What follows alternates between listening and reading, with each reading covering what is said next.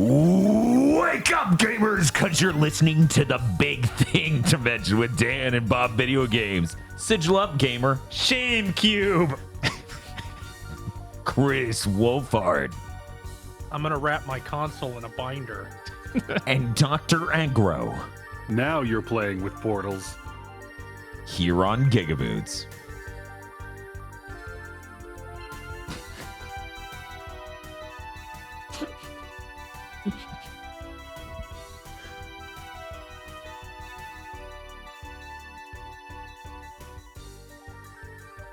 Do you think we're getting a number of like tweets and stuff of people just going outdoors with the portal, the PlayStation portal, and being like, it stopped working? Absolutely. I feel like that's inevitable, that someone will fundamentally not understand this terrible product's proposition. Dude, they're going to do that for in their own house, but on the wrong side of it. They're going to go upstairs or to their backyard. Or to the bathroom. Knowing Sony's history with screens, yeah, anywhere near a window might be a problem. I'm very excited to talk about the PlayStation Portal later, but unfortunately, right now, we have to talk about video games we've been playing. Such as Crash Bandicoot 1, 2, 3. Man, what a good time that was. That was great. That was so good. What fun games. Dude, he jumps and spins. What are you? What could you want?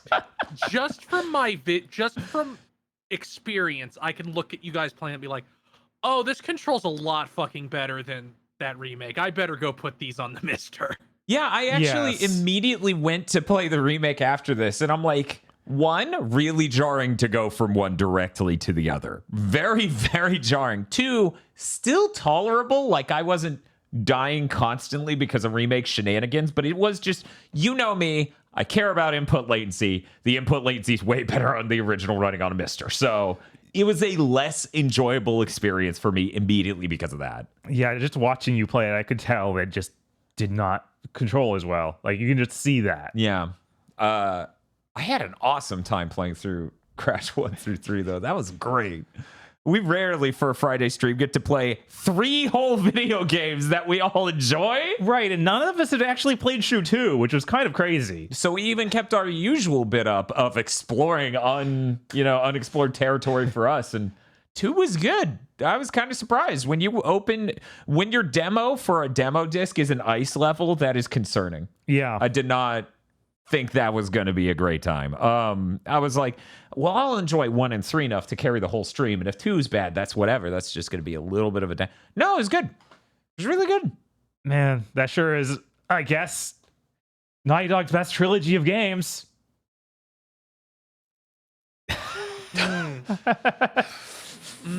Like, Bob, I'm not going to threaten you for saying that. That's a valid opinion to have. I hope you have a knife on you when you say shit like that. I'm trying to think. Because I'm like, Uncharted, easy. Uncharted's good, but it's like 2 and 4 are great, and 1 and 3 are not. Yeah, there's a problem there.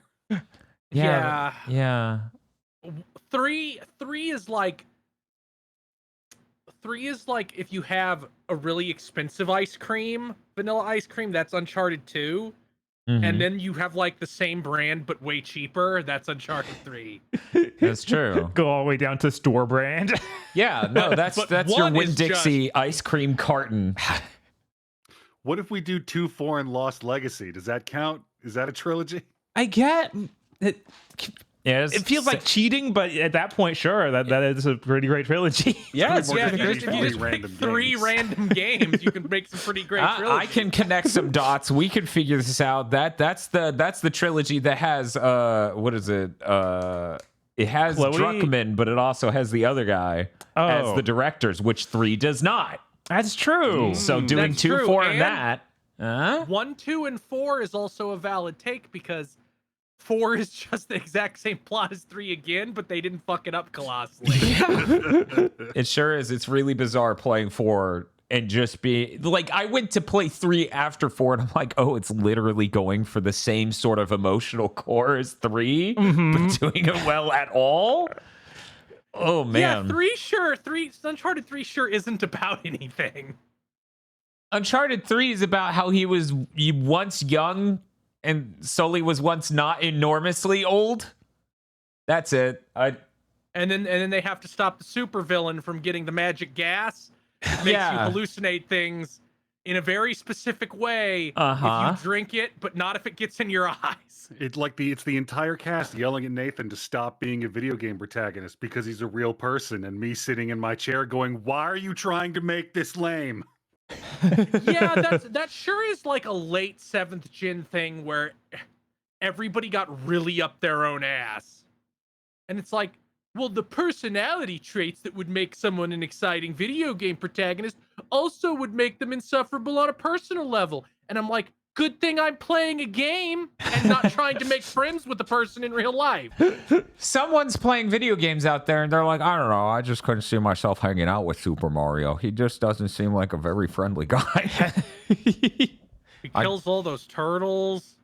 He doesn't seem to have any hobbies other than murder. He's on shrooms at all times. We're writing a cracked article. I don't. We're writing a Polygon article from 2011. It's crazy how indistinguishable they are. Ugh. But yeah, no, I think there's merit to what you said. I think Crash 1 through 3 follow a very sane, medicated arc where the identity isn't lost at any point in time. Right. At no point does another bigger game come out and ruin their minds. No one trapped them in a mind prison for the second game. Did that happen to Naughty Dog? Jack 2. That's literally, they even took the stage twice to talk about how that happened to them. It's like how Duke Nukem Forever was almost done, and then George Broussard saw Half-Life 2 and his mind shattered. Yes, it is like that. It's. I'm very curious because, you know, there's not only Jason Rubin, there's Andy Gavin, who are like the two co-founders originally of Naughty Dog. And Gavin worked on all the Crash games and up through Jak 2. And I'm very curious what his perspective on Jak and Jak 2 is, because he's not Rubin. He's not Jason Rubin. He's not sitting there completely obsessed with sales and being respected as an artist. He's a programmer type. He wants the technologies. He's very interested in where they can push that. And all of the interviews, like Ars Technica has an extended War Stories, they called that series, interview with Andy Gavin. All of that stuff, all the writing on his blog is very insightful, very interesting, but I just don't have enough Jak perspective from him, and I really want it. Yeah, I'm sure that there's part of him that love doing it because of the technology angle of trying to make an open world like GTA. Right. At the same time, though, man, that city is so delicately set up so it can run. Yeah. It's like, why wouldn't we build the roads to do this? So that way we don't have to show that long of a road and we have enough time to load the different looking area. Yeah, no, I would agree. I like Jak 3, and I wish I liked Jak 1 more, but I really don't like Jak 2. And that has actually, as I found out, less to do with the tone in modern retrospect, and more to do with the absolutely miserable content. Yeah, that definitely is what really hurts it. Yeah, but Jak 3 I really enjoyed, and Jak 1 is almost there. But yeah, Crash is really good. I frankly had to fight the urge to play through all 3 games again off stream over the last week. I started having crazy thoughts. Sorry, Lene did her Sonic marathon, and I'm like, you know, I could do one of these for Crash. I could just play through Crash 1 through 3. I could do that. Yeah, nobody would show up, and I would be the biggest Crash fan on Twitch. A very short and easy to win competition. But I fought that off in order to play some other things, like Immortals of Aveum. I'm just going to turn this way and update the text. Everybody wanted to see Immortals of Aveum. Before you guys really get into it, I was stunned at how obviously this game was like, on some level, Jedi Fallen Order did good. Make a weird clone of it. Like the protagonist is going for a similar thing.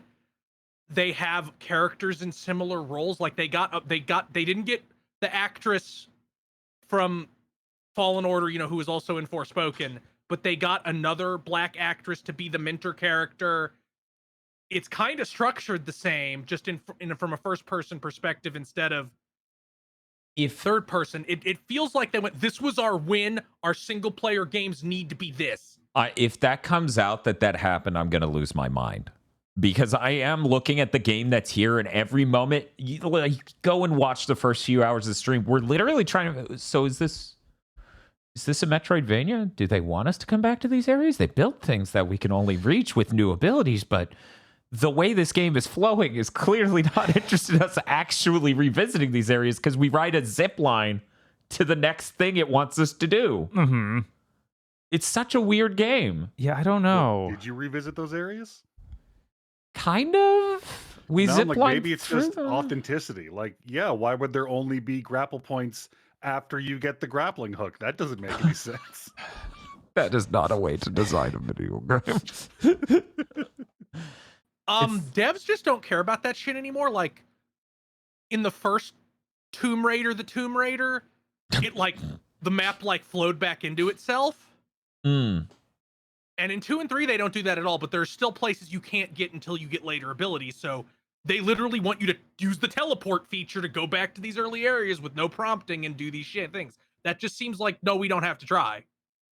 For people who are living under a rock and don't know about the hit game Immortals of Aveum, Immortals of Aveum is a first-person shooter that plays it being an RPG. It has numbers.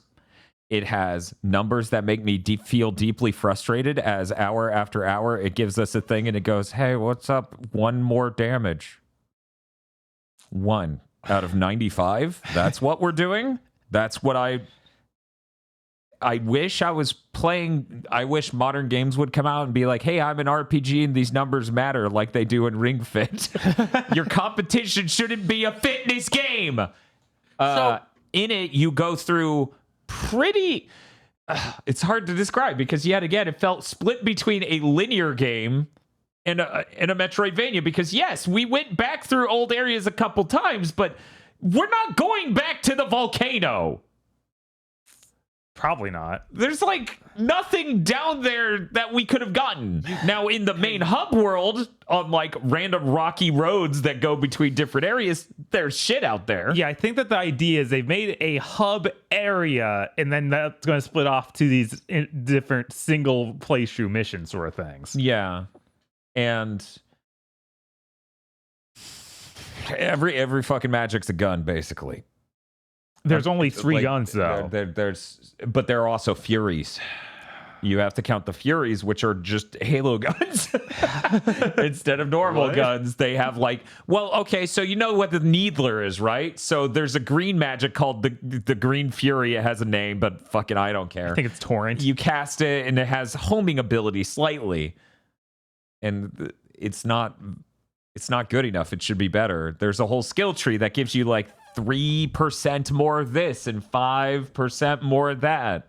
The modern skill tree is the worst fucking thing about video games. Unless you're a fucking game like God of War, where it's here's a new move. Don't have a fucking skill tree like this. Yeah, all of our new moves were all unlocked through the game. Right, and then every time we got a new move, it was the skill tree's there to make that move even usable. Yeah. They'd start so bad, you wouldn't even want to cast them. They give you a dodge move they call a blink, and it moves you, I swear to God, no hyperbole, 4 feet, and has the cooldown of what feels like forever. You get 1 charge of it, and if you work your way through one of the skill trees, I can't remember if it was red, blue, or green, far enough, you get to unlock a second pip, a second charge that still takes forever to recharge. And you can also make its cooldown reduced by 25%, which is still way too long. I don't get it. What? Just be like fucking Doom Eternal. You touch the ground and your pips refill. No. Yeah, we actually, playing this a lot, we were like, man, this does seem like it very directly cared about Doom Eternal. It has some ideas from that. It feels, when I was thinking back on it, was it's not the Kmart Doom Eternal. It's behind the back of the dumpster Doom Eternal. Ooh. That's how bad it is. It's in that, no, it's got the notion of being a Doom Eternal, but it just doesn't get it at all. This game obviously costs so much fucking money. Yeah. It feels more like, no, this is the Doom Eternal Juicero. Like, Just we need breaks to itself. stop referring to things as like the cheaper, shittier version and need to go the opposite direction and refer to it as the venture capitalism, much more expensive, shittier version. Right. It's the sharper image, Doom Eternal. Yeah. I don't understand why all these developers, they insist on putting Destiny loot in their games. It's like, nobody, and I can't believe I have to say this, nobody but Gearbox and sometimes Blizzard. It used to be 100% of the time Blizzard, but now it's only half the time Blizzard. If you get a big rare like you get a purple or an orange item in a slot, they should make you feel like your dick got enormous for like 3 hours. Right. Yeah. You should be, if you get a super rare item in one of these loot games, you should feel like a Chad for at least like 2 hours. Meanwhile, I started having like, I don't know, what do you, like I started developing an ulcer from the frustration of we got a purple and it wasn't good. No matter which way I looked at it. I'm like, it's 11 levels higher. Uh-huh. It's purple. Why do I have to sit here and look at it and go, that's kind of worse, bro? Because Yeah, no, it literally didn't have defense. yeah, even though it was a literally- defense item. The current equipped item we had was like level 9 or something and common sort of thing. It had 130 armor. This thing had 30. So we're losing an insane amount of armor for this fucking purple that adds these things that don't matter because we'll die in 2 seconds. But does this game have an overall equipment level type thing? Not that we could tell. Like Maybe, it just are you sure it wasn't invisible and it wasn't some of those fucked up situations where your total equipment level has all these hidden effects that vary, that determine the damage you do. They and had the fucking damage you take. They had enough weapons of each type that were completely the same, but they tuned numbers the different way that we were able to determine damage is just done through that, because we had the one that shoots 100 shots really fast and sucks, and then the one that shoots 8 and has a decent amount of damage, and it did much more damage, as you would imagine. But they had the same. Did they have the same like Yeah, equipment? for some reason we were trapped in the infinite Tsukiyomi of level 9 equipment. Yeah, that lasted So for what most of I- our playtime. What I'm saying is that even if the numbers are close or wonky, I'm willing to bet a level 20 gun will end up functionally doing much more damage than a level 9 one. We Even if wouldn't the know numbers because they don't never dropped support as that. a higher level gun. It dropped as a higher level bracer. Yeah, bracer is your generic armor thing. I'm willing to bet if you would put that on, you to start taking much less damage. No, we put it on No, and we that died was the instantly. one with 100 less armor.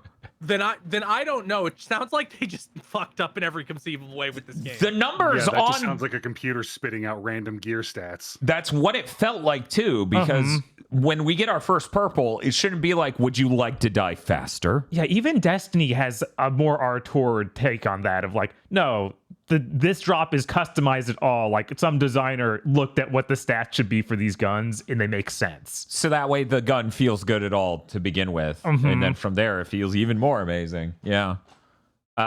It's crazy. It's even that aside, just putting that aside, this is literally yet another game that feels like a young adult novel fiction, just like Forspoken, Yeah. but for boys. It reminded me, you got to the point where they implied that well, the world was supposed to be this way, but then the person who was in charge of re-originating the world fucked up the rules and created a caste system. That made me think this is dumb guy Brandon Sanderson. Because a lot like we have this magic system that has rules, and we have a lot of proper nouns, but it's done much worse than fucking Brandon Sanderson. And Brandon Sanderson is like one of the most popular fantasy writers right now. It really gave me this energy of like, yeah, we made the dumb guy version of like the Mistborn archives. We're just gonna go ahead and enter the big spoiler dimension. Hey, Aggro. Hey, Did you know magic is what's destroying the world? okay, And no, all of that's these- a common motif, but I want you to tell me 10 words or less. Why?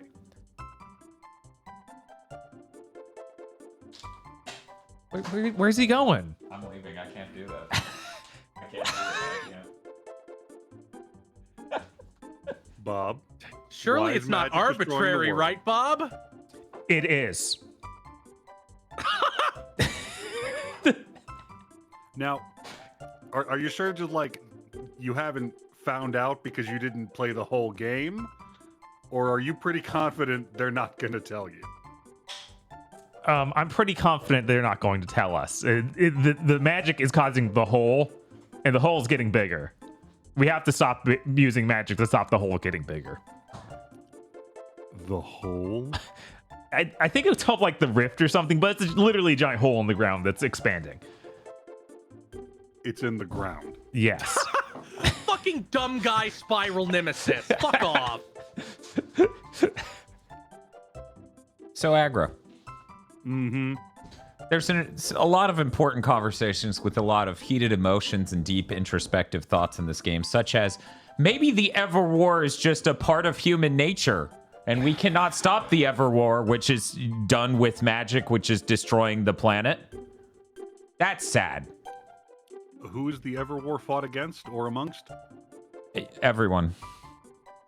But maybe mainly Larian, the main villain. There's like Isn't five Sandrak nations, right? Larian's the name of the studio that made Baldur's Gate. That's true. So I'm willing to bet. Sandrak is the name of the villain. I remember that. I was like, what the fuck, Bob? Bob's testing me. Bob's like, Bethesda is the villain of this game. No, that's gonna be Starfield. But yeah, Sandrak is a bad guy, you know, because he has a friend who's really tall, and he very obviously has your childhood friend as a masked agent of his. That is the most transparent thing. The second we saw her, the camera is halfway up her ass, and I'm like, I wonder who the purple hair, nice butt character is. Could it be our childhood friend? Oh my god. Don't they introduce her like immediately outside of the tutorial? Like the second you're outside of you're being trained and here's a 5-year time skip. And then she's like, boom, there she is. Yeah. Basically, within an hour, I think. Because, you know, we have to do the tragic origin story part of this that really doesn't mesh well with the rest of it because it's a whole bespoke village they're going to blow up. And it's a lot of walk and talk and a lot of not great stuff going on and pretty dumb. And yeah, this game is intensely 7th gen. There's tons of walk and talk. Yeah. I am convinced at some point this had moral choices because it even has a system left in where you talk to people and can sometimes lie to them. I'm absolutely sure that there was a version of this game where you're like, yeah, racist, you're right. You chose the path of deceit. The hole has enlarged. Ooh, Maybe. Wait. Oh, I mean, oh no, I'm not into that. Game developers, you need to understand this, please. If you want to combine some other genre with being an RPG, you go right ahead. But if I don't see any of the shit you're talking about, it's impossible to care. Like, you can't establish this big fantasy world that I'm going through and fighting for the fate of through fucking conversations and codex entries. You can't do that. I won't care. I have to see it. That's why it's important for RPGs to have lots of different locations you get to walk around and look at. Something that apparently RPG developers at some point also fucking forgot. But yeah, the opening of this really reminded me of Thief 4, which someone in chat was also getting those vibes, and I'm like, okay, good, not just me. Yeah. We introduce a whole cast of like street urchins, which get blown the fuck up, and then everyone's like, urchant. Yeah, it's like within 30 minutes. Yeah, like the whole intro and our first crash was within 30 minutes. Yeah, we did get a hard crash. That was pretty intense. It was good. It was in Krantz. In Krantz. Yeah, this it feels like they use modern lingo just on and off for no reason. like really it's just our guy. Our guy does it mainly, but I swear the mentor does it once in a while, and like your buddy once you get to the Immortals, like that other guy who's always hanging out with you. I think he's Indian or something. Oh yeah, the chat was like, finally, a minority character who's a comedy relief and also a racist. Such progress. And he might be some form of nerd. He might be an intellectual.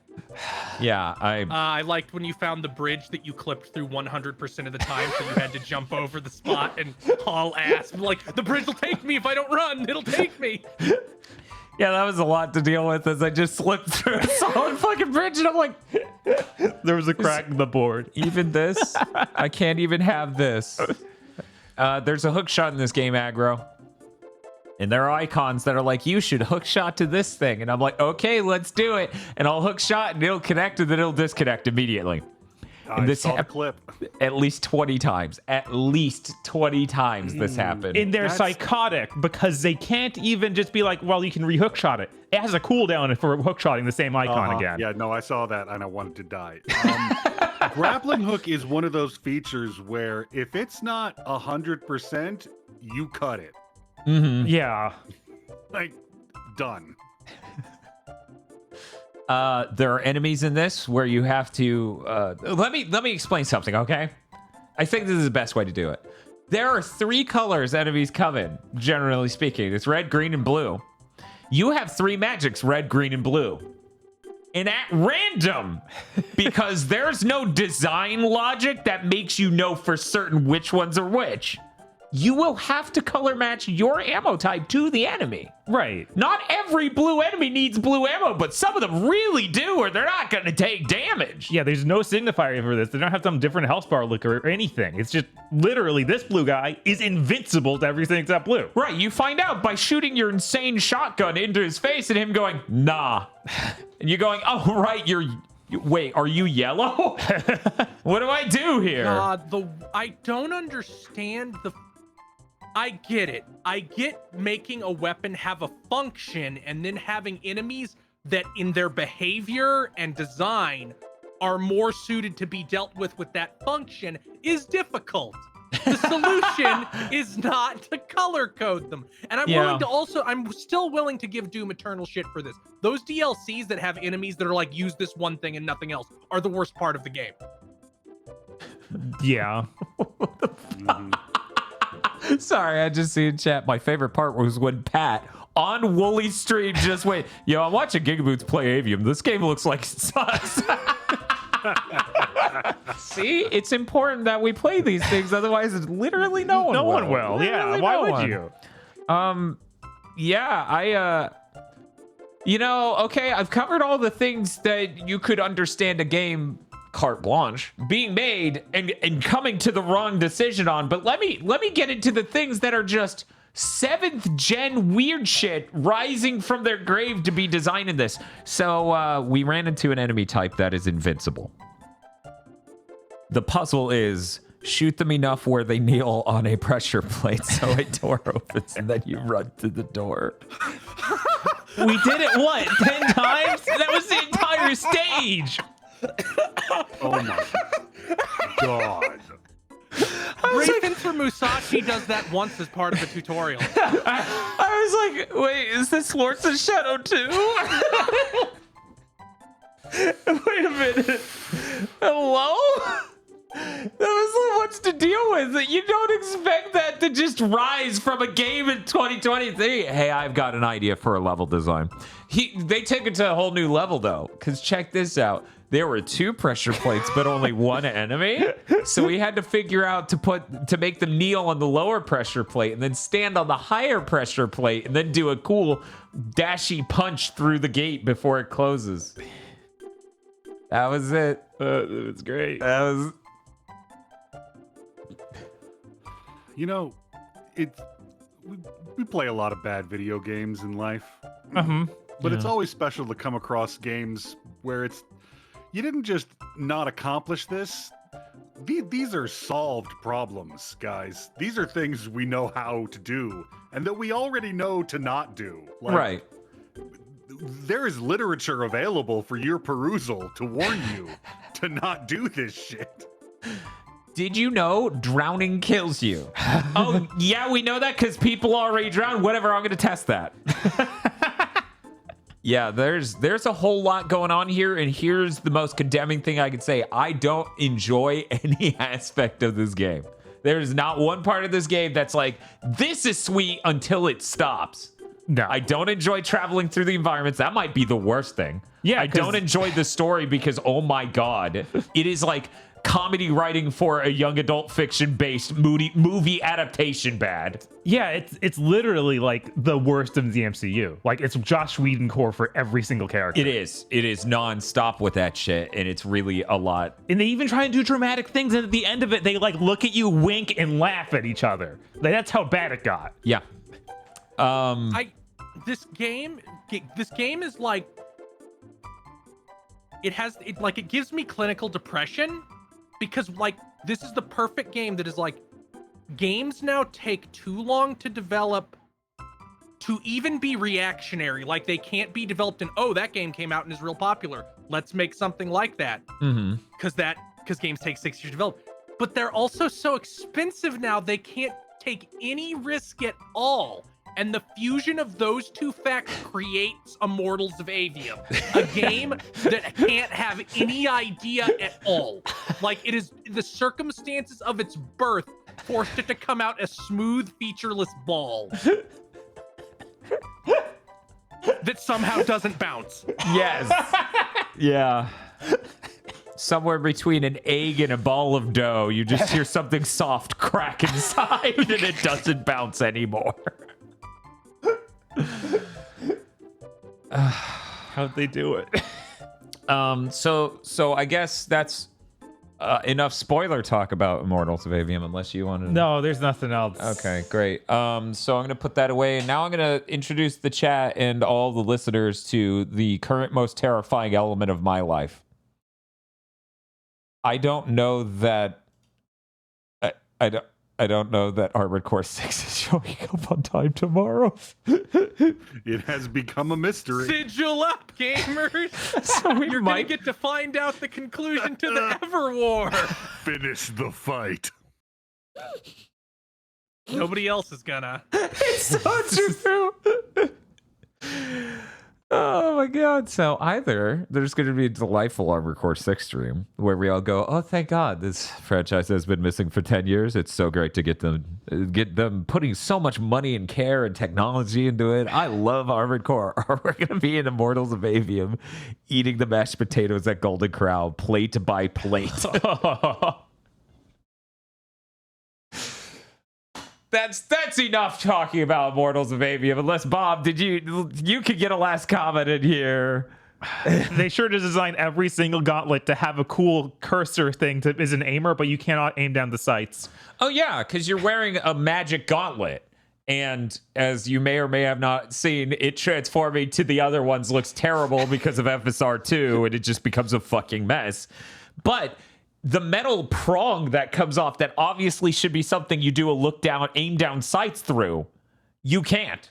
Yeah. So it's just some shit hanging off the front of your arm, and you're like, okay, that's a lot of design work. I wonder if at some point they did the designs like that was the intent, and somebody went,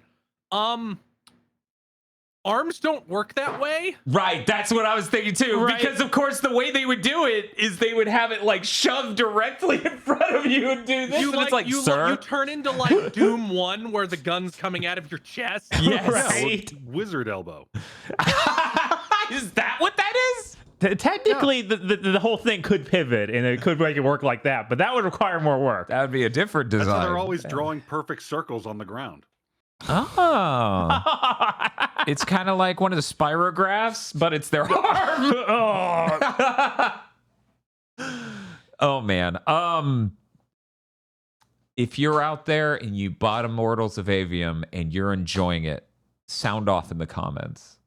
I just want to know what that looks and feels like. Right. Because I can't. Apparently the dudes from IGN experienced that, but I don't think anyone else on Earth did. What was it? IGN gave it an 8. GameSpot gave it a 5? Yeah, every other person gave it like a 5. I think Eurogamer gave it a 2. Right. So like, I'm only more incensed that this game's $70 fucking dollars. Yeah, Eurogamer gave it a 4. That's where it belongs. It definitely belongs down there. There's game journalists in general, like they've gotten pretty good at being able to detect when a game is just abjectly terrible. Mm-hmm. But something like this that's just a slow, morale devastating grind still seems to be like, it seems to be beyond them to recognize it, probably because they don't beat most of these games before they review them. They probably played like 5 hours of it and went, It didn't kill me. 7.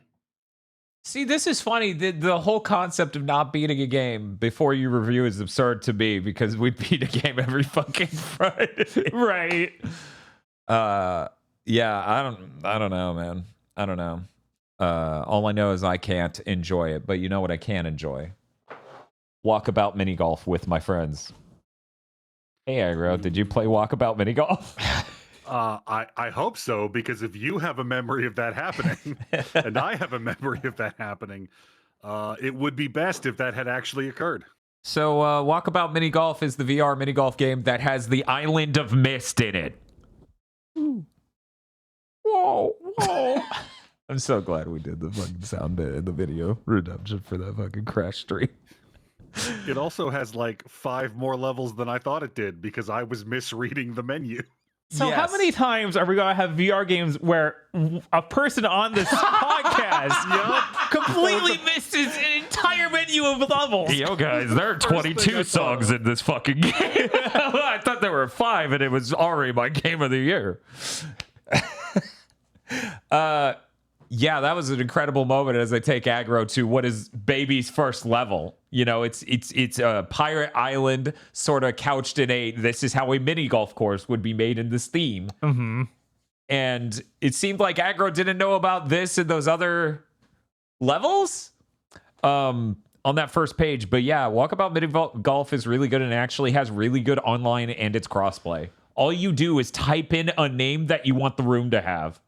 And then the other people type that name in and you're there. No complication, no nothing. Yeah, Wow. it doesn't bring up a list, so the room name is the password. It's great.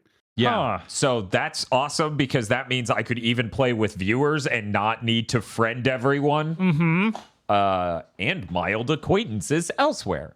Walkabout Mini Golf is really enjoyable as a mini golf game. The Mist stuff they did, which the Island of Mist is DLC. But they do currently have it on sale for what they call the whole W in one spring bundle, where it's everything they had made up to spring this year. And it's like $25. And that was a ton of courses. I've played 2. There's so much stuff there, but the Island Mist stuff was really, really cool as there were pressure plates to change the layout of each hole. Huh. So, like, you need to hit the ball up onto the pressure plate, and then this will shove a piston to the side to knock you into the correct area that you elsewise maybe couldn't. Huh. Aggro, you've played Mist. You can maybe describe what that ramp area was with the generators or whatever they were. Because Oh God, yeah, no. If you go down through the brick shack down to the generator room to activate the voltaic age, like they had this giant. It's the puzzle where you've got to keep flipping the switches to get the right voltage that sucks, and I hate it every time. Well, now it's a mini golf hole that sucks, and I hate it every time. Yes. You have to hit your ball up this long ass ramp. And every time it clears a couple more feet, it'll activate a switch that'll raise up a wall. And if the ball comes back down, it'll slide off into the abyss. You've got to hit the ball up the ramp to the correct spot to activate a wall that'll slide it the other way toward the hole. And if you go beyond that pressure plate to the next one, it is yet again another one that's tilted to the right to fling it into the abyss. So it is a very specific, cool, like, you need to hit with this exact strength sort of thing. There are so many things like that. Also, there's like a puzzle to make the ship rise from the water, which you can go and watch as the whole boat just rises out of it. And I was like, oh, this is amazing. Yeah, there's a lot of cool interactable stuff. A lot of it comes into play in the hard mode scavenger hunt. It is dope as shit. Yeah, because as Aggro was talking about last week, you play on a normal course, the easy, which I think it's just called normal. There are 18 golf balls on the entire course, 1 per hole. And that means it's in the hole's like track. You get that, you get to keep that, and each one has a different design. But if you get 10 of those, you unlock the hard mode of that course, which has a different layout for mini golfing. It's now nighttime. And there's literally, in the case of Baby's first like treasure island golf course, a treasure hunt. You're getting messages in a bottle with clues about where to find the next bottle and stuff. instead of it being just a ball per hole, it's literally travel across the entire island trying to find where this pirate captain died while drinking himself to death and all these other things. And it's like, oh, this is like its own really good game by itself. Yeah, I know I got to play a little bit of it, and I enjoyed the ball hunting way more than playing golf. I enjoyed both immensely. It's a great package. But yeah, no, the appeal of just traveling through a cool VR space and doing a treasure hunt of sorts, because even the ball thing is technically that's absolutely that. Because it'll be just wedged into a rock, like a crevasse in a nearby rock wall, or like under a bench or other stuff. So you're doing the mini golf, but you have like maximum level ADD as you're just like looking everywhere, like where the fuck is this ball? It is something great for, like, say, the other people in your lobby to be doing while you're taking your shot, if they don't want to watch you just stare at a 2-foot putt for a solid minute. Yeah, and also it makes a good group activity as everyone's just idly doing that as we go through all of the Island of Mist. It was funny because Vox is just like, I keep getting distracted and not paying attention to the course before it's my turn to putt because I'm looking for the ball. This game's really cool. I'm so glad there's crossplay. As I understand, it's on more than just Steam and PlayStation VR 2. It should also be on Oculus, I believe, but I'm not positive on that. Yet more VR games work its way onto my Game of the Year list. How could this happen? How did this happen to me?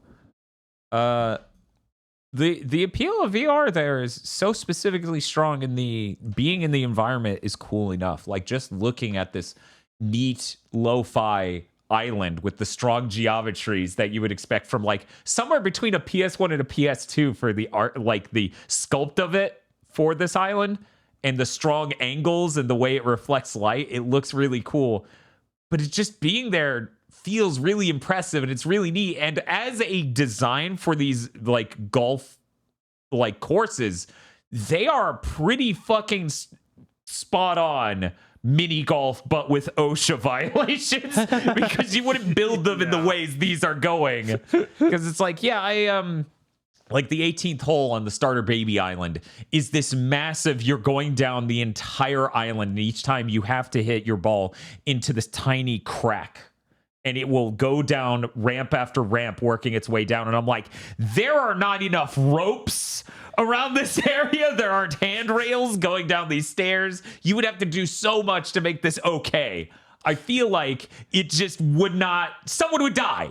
Right. Instantly. I mean, there's one staircase that goes straight into a cliff with no handrails. Because they're like, this is where you'd hit the ball off. It's like, yeah, but yeah, because and that was weirdly enough, you would think it'd be really simple to look at a hole that was just, don't worry, dude, you're just high, just hit the ball straight. And it would be fine. But I was so new at the game at that point in time that I kept hitting the two, because the ship in this level, the starter level, is cracked in half on the opposite ends of this hole. So you really have to hit it straight or it's getting deflected by these boats. It's so simple, but it's like a lot to grapple with for some reason. Especially since, I don't know about you, no mini golf thing I've ever been to has you 20 feet off the fucking ground hitting off of a high ledge. No, there were things very similar in this stage to the mini golf near us. Yes, but way better. Yeah, of course. Yeah.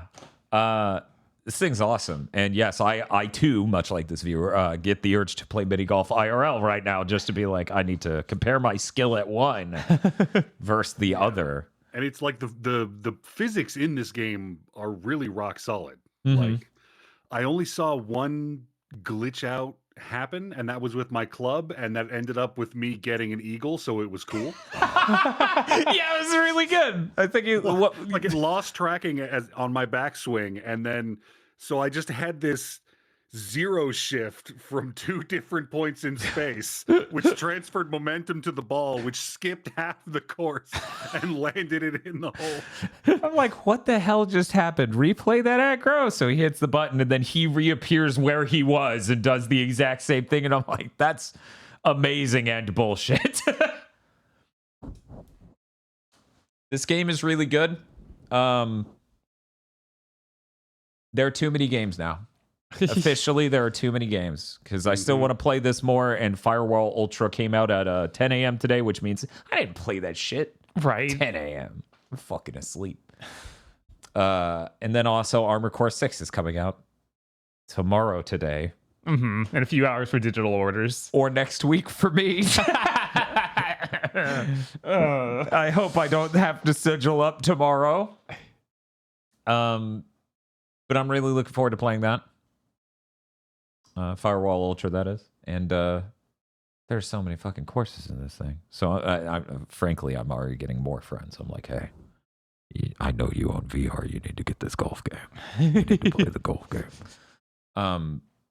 So yeah. Anyways, great game. Aggro, did you want to say anything else? No, I think that'll just about do it. Okay. Hey, Bob. What's up?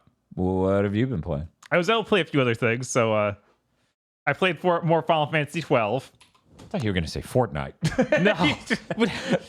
I was like, what the I'm not going back there for Jujutsu Kaisen characters. Why not, Bob? They didn't choose the right ones. Oh, well, that's you're a principled gamer then.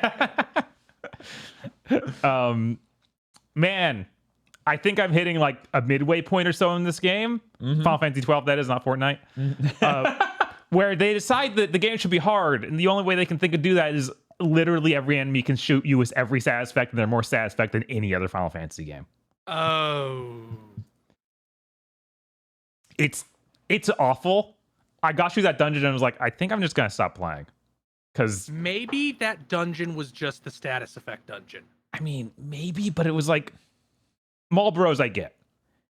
Then they're like, what if we have these cat things? We're like, well, those cat things are fine, whatever. Then they hit me with a spell that does all of this aspects. I'm like, they do that in 4, so maybe if you just get past this one area, they'll be like, okay, there's not this is not the status effect dungeon anymore. Maybe. Yeah, it's possible. It's possible. 12 is already such a tough granola bar to chew. Right? I was like, oh my god, I'm going to have to like fully leave this dungeon if it doesn't end in like 2 screens, because I'm out of items that really cure these things. Yeah. And a lot of them can't be cured by magic or are cured by magic I don't have yet. Some of them are only cured by remedies, but only if remedies have been upgraded for each individual character with a feature called Remedy Lore, which is on this stat where it's on every job class, so not every character even can get it. What? Your characters need to level up drugs being effective on them? Yes. Not on them, but that they use to make them more powerful. They're better at applying it. That's way more sane. Yes. Okay. But it's still... That's just insane, but at least in the correct direction where it begins to make any sense. We're not training our people to be more susceptible to the effects of drugs. Yeah. Yeah, that would be truly crazy. I genuinely would be like, that's a first. I've never fucking heard of any other game to... Yes, I have to dig through this gigantic spreadsheet of that is the license system and look for which ones actually have this one pip I need to make the remedy actually work on things like stop. And disease is what an awful stat effect. It makes their health drop to 0, like their max health drop to 1. Oh. And now they'll just die in one hit. Yep. Now they'll die in one hit. And there's no way to cure it except for remedy upgrade 3 times. There's a Castlevania effect that does that in one game, I think. And I was like, you're insane. Yeah, and if they die and you bring them back, revive them, they still have it. Because they can keep all their stat effects. Because the game is demented. Okay, that's messed up. Yeah. Yeah, no, that's why I was at the point where they're a corpse, the disease should leave them alone. No. Realistic, I suppose. So yeah, I might just stop. That was unbelievable. I also played Genshin Impact again because they did that big 4.0 update. Ooh. It adds a new country. It's got like lots of lakes. It's like the water themed country. And they had a new kind of Scrimblow that's here. And they're just these ludicrously adorable looking creatures that are like 4 feet tall.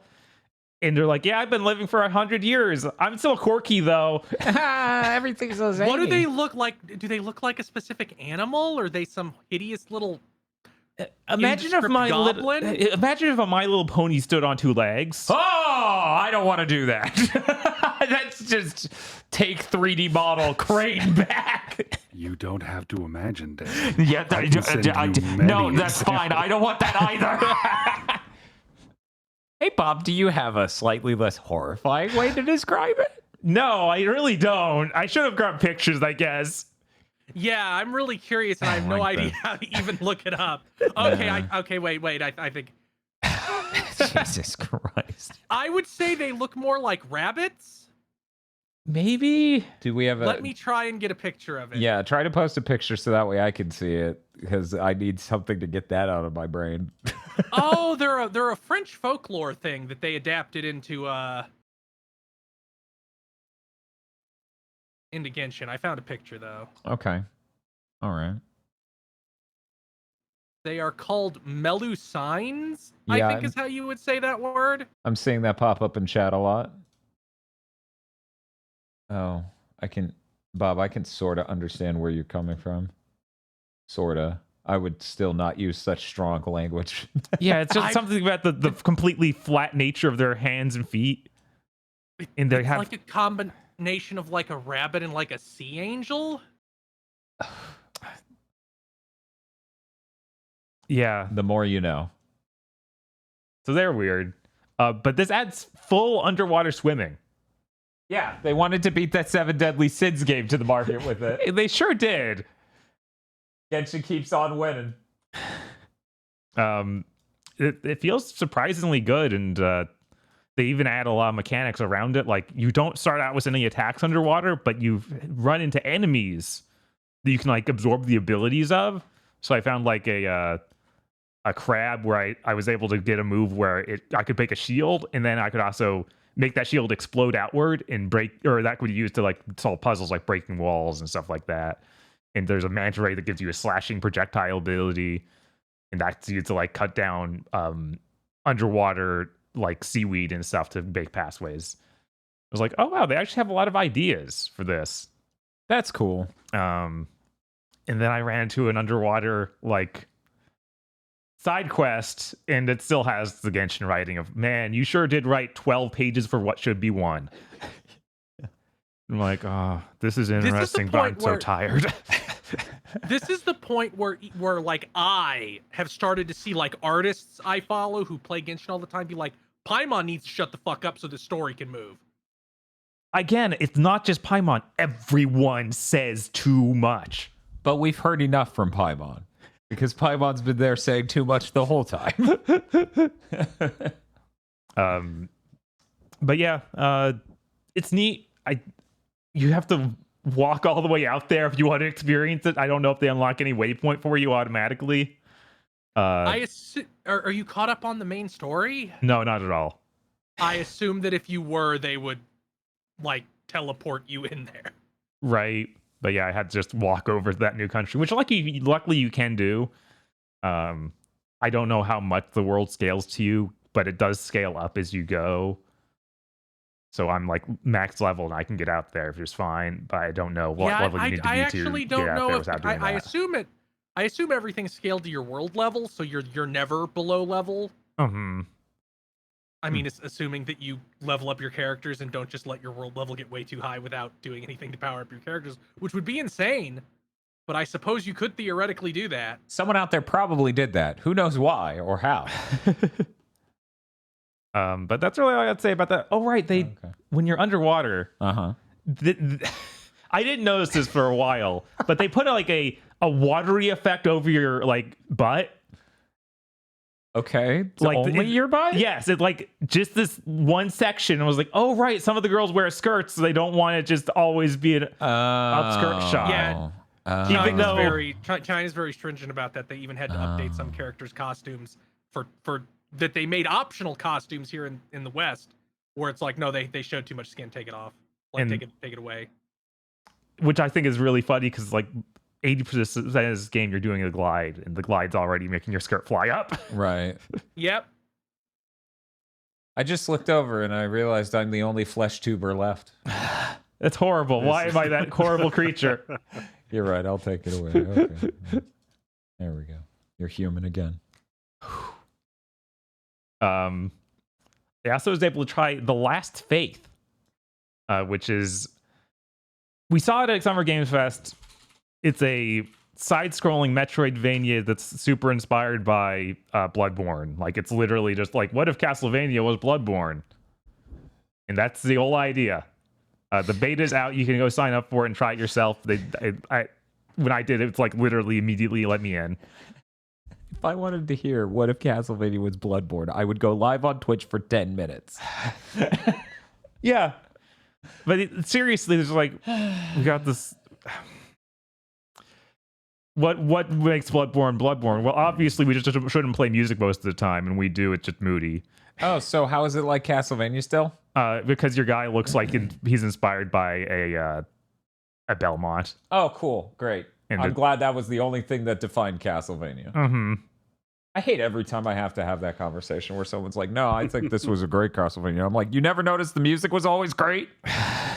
Somehow that slipped past you? Instead of like quick attacks that feel good to do, you have a slow 3-hit combo. Oh, it's like a Castlevania. 3-hit combos in 2D games are bad, guys. Stop. Never. What about 27-hit combos? We could get that going on. Dust Elysium Tales, so great. How did he know what I was talking about? Crazy. At least that was made by one person. There's voice dialogue, which I didn't expect. They sure do talk way too slow for that to be useful. Oh my god. Oh no! Get out of here, Dan! Now it's just you, Bob. You're the only flesh tuber now. The pixel art's like, it's ambitious and looks okay, but I don't think it ever looks good. And your main character looks like kind of like Clive-esque, but with a smaller waist.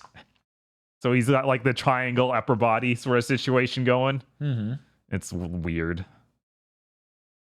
There's also a weird system where you can, very rarely, I haven't figured out why it ever happens, but you get like a elaborate kill animation.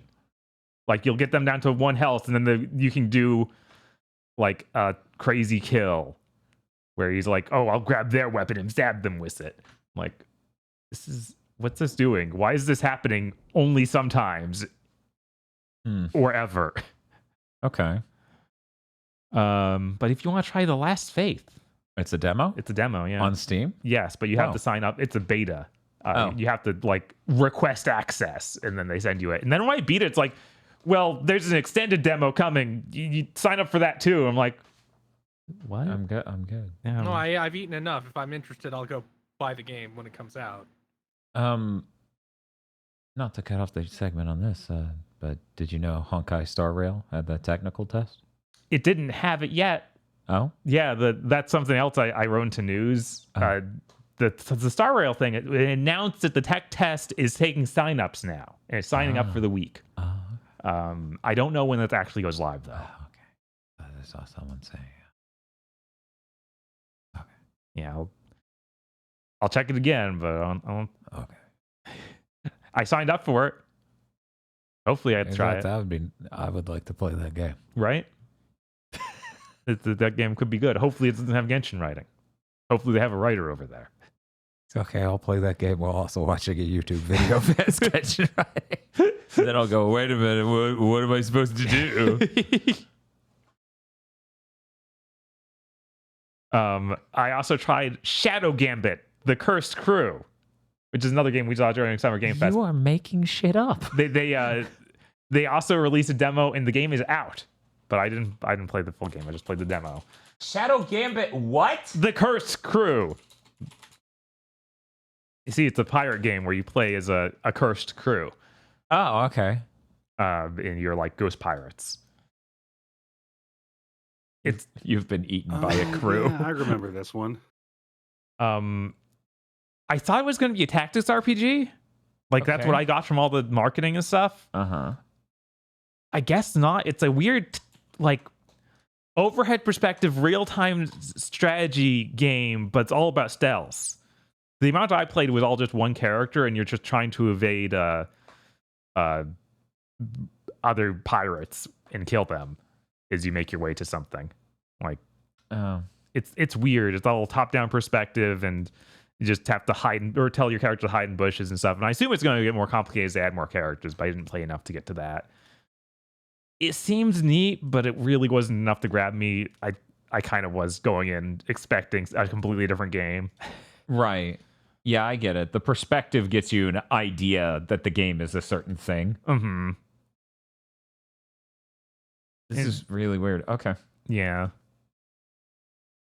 And the only other thing I really played much any of was Guilty Gear Strive, because they did the update, which came out at like 3 a.m. last night, so I didn't play much. There's a picture of that last game he was talking about. Yeah, you see, you have your sight cones and stuff, Mm-hmm. and you just have to walk your character around them. Which, when the early stuff in there, it's like it's a stealth game, but it's insanely easy because I could just look from afar at what to do exactly. But I assume it'll keep getting more and more complicated as you add more characters and have to keep them in real time out of people's sights. You have like bushes to hide in, and your main character can like blink to enemies and kill them instantly, but only if they're not looking in their direction. Okay. But you played Guilty Gear Strive. Yes. Why did you play it? What's important about this update? Does this update have a name? I think it's just Season 3 update. I think it's literally something like that basic. Because when I played it, the servers weren't up, so I was not able to try online and see if that's like any more functional. Because I keep hearing that people just can't find matches anymore in that game. And I'm not sure if that's actually a thing, just a small thing that is being exaggerated by a select few or what. But I wasn't able to check that out. But they did fully redo the main menu, which is neat. It seems more navigable now. Yeah. Other than that, this update's supposed to add new moves to characters. It adds those couple new mechanics we talked about before, where it's like the Wild Rush and the Super Block or something, which use your burst gauge, which now the burst gauge feels faster to accommate that. Because the burst gauge, that thing basically didn't refill within the length of a match before. Yeah, it was too conservative. That's for fucking sure. You know, I played enough of that game to come out of that with that feeling. Where I just wish it filled faster. So them filling it faster is cool. Them adding these mechanics is even cooler. Right. It did not add nearly as many moves as I was hoping. Like I kept choosing new characters. I guess they're going to keep adding moves throughout this season. So I'm not sure. Interesting. Yeah. Okay. The only ones I was able to find is May has a move where she jumps off the dolphin now, and she can attack from like in the air after that. Aino has a move that I'm pretty sure was new, where she like flies forward and then shoots a projectile or has like a big AoE style attack with her hat. And those seem neat, but I was really hoping that I'd get like some of the old moves that Chip was missing. And no such luck. Gotcha. Other than that, those new mechanics, like, wasn't able to mess with them too much because, again, online wasn't there, so I just played a little bit against computers. They seem neat, but it doesn't feel world-changing. Like, this doesn't feel like the update that if you didn't like Strive already, you would now like it. Yeah. Like, I don't... Or if that's what you're looking for, this ain't it. Which I was kind of hoping they would feel, like, massively different, because they also said they can't change the way character weight systems work and stuff like that. Character weight system. Yeah, I guess that there's this thing where each character has their own weight, and some of them are more easily and less easily knocked back. Oh, yeah. Okay. All right. Yeah. I do intend to try more of it. I'll see what the rest of the season pass is before I buy it, because I'm interested in trying Johnny, but that last season... But not season pass interested? Yeah, like that last season, like, I'd get Bridget. I don't really want anyone else. Yeah. Yeah. Nosuka's kind of funny because he's just Ishida.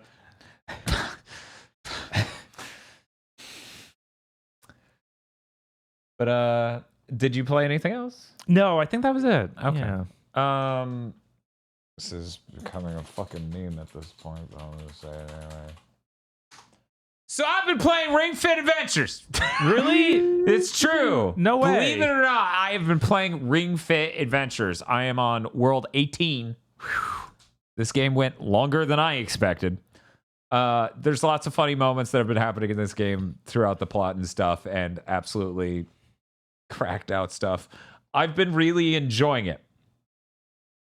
I've said it before, but I'll say it again. So it gets frustrated when after 3 hours of working out something insane, I'm just like, but I want to keep playing the video game. That's fun. So I keep working at it, and I'm pretty sure when I beat that game, I'm going to New Game Plus it, because I still haven't filled out the entire skill tree. I finally unlocked the final form, which is absolutely massive, which gives me some nice little absurdly powerful solo damage moves, which is really, really good. Yeah, the funniest thing about that is even if you do beat it, you can't stop. Like, you're not allowed. I mean, I could play Pistol Whip. That burned calories. It's not the same. I constantly spend time being frustrated going, I'm so close to beating Ring Fit, and then I could go back to Pistol Whip and start setting high scores again. Because there isn't the capacity to do both.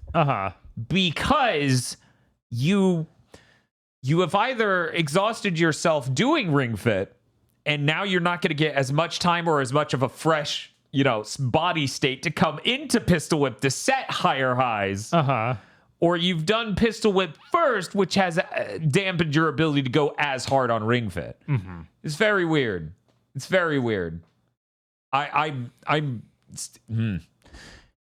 I'm pretty sure when I beat Ring Fit, I'll have to have that conversation with myself of, do I New Game Plus, or do I just start playing a hell of a lot more VR games? Because I really do enjoy these VR games. And even something as simple as Walkabout Mini Golf burns calories. Right. Did you know standing up and doing this over and over and craning your body and moving? Did you know moving burns calories? It's true. That reminds me.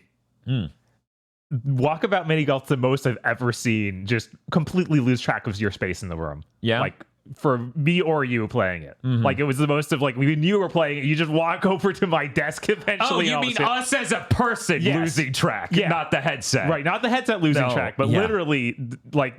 Because you line up in a ball, and then you do the mild adjustment by moving your body to exactly where you want to stand, but then you do that 18 times in a row, and all of a sudden, you're right next to Bob's desk and doing this, and Bob's just...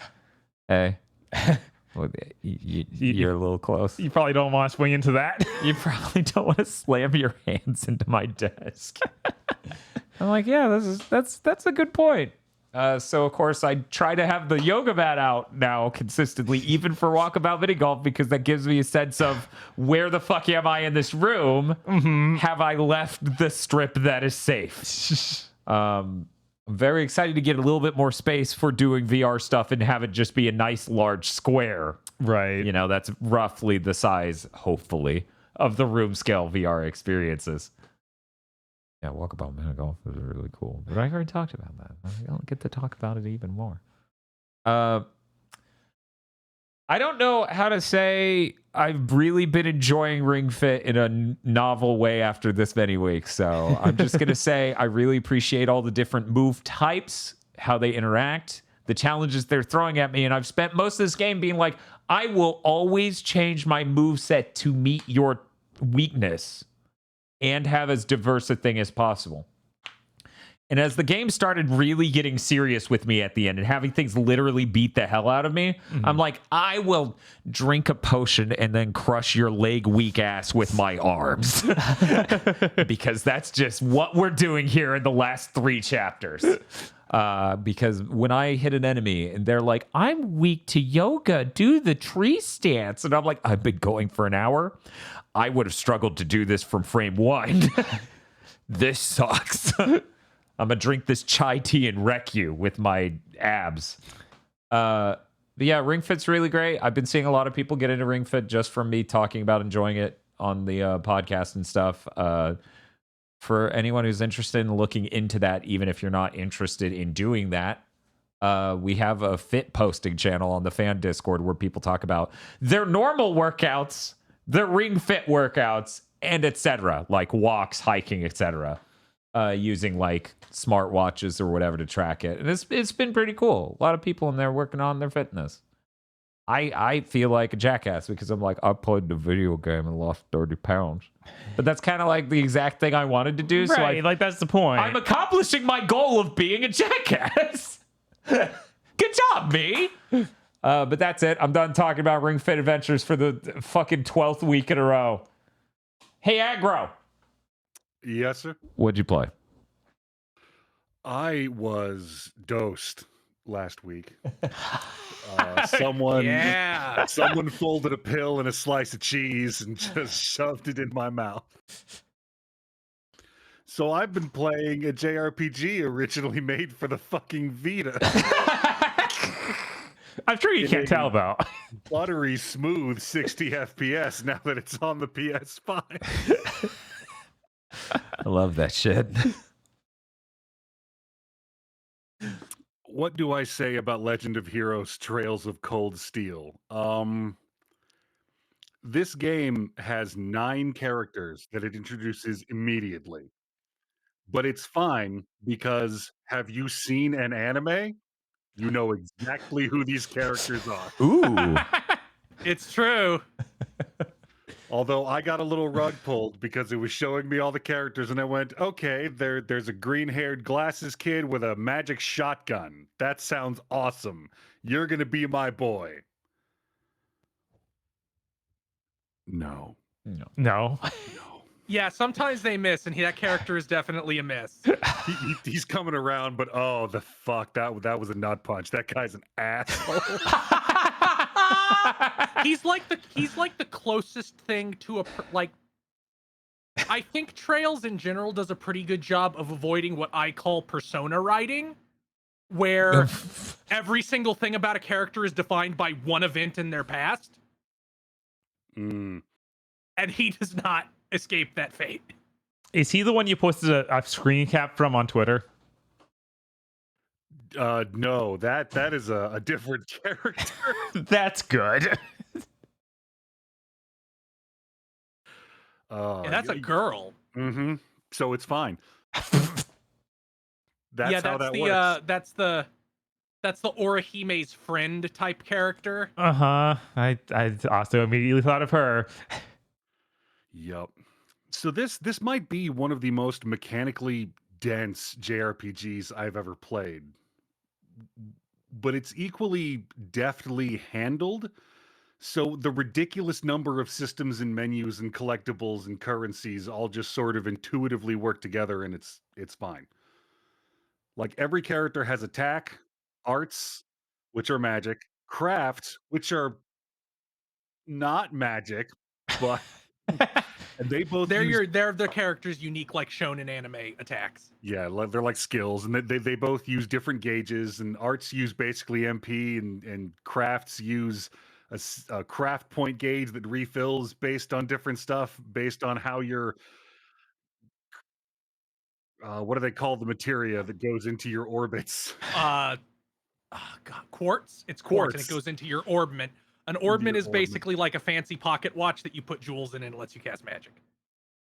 And you get those things by turning in one of the like 10 different colors of shit you get from monsters, and you can link 2 characters and they'll do follow-up attacks based on this and based on the link level, and like there's a bajillion things in this game, and I was terrified because when it opens in medias res, and you're just like assaulting a base and you have all 9 characters and the game's like, good luck.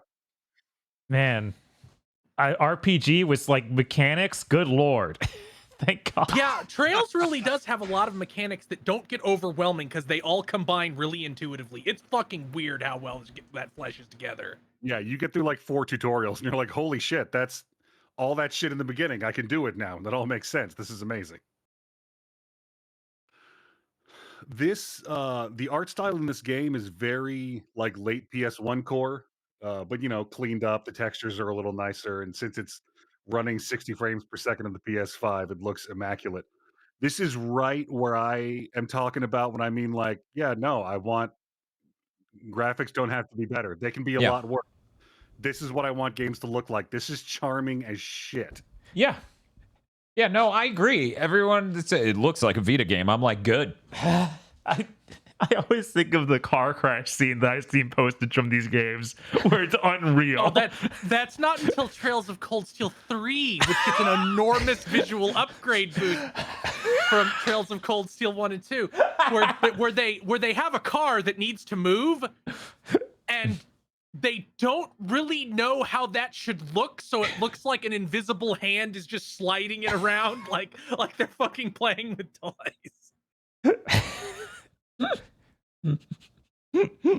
That's really great.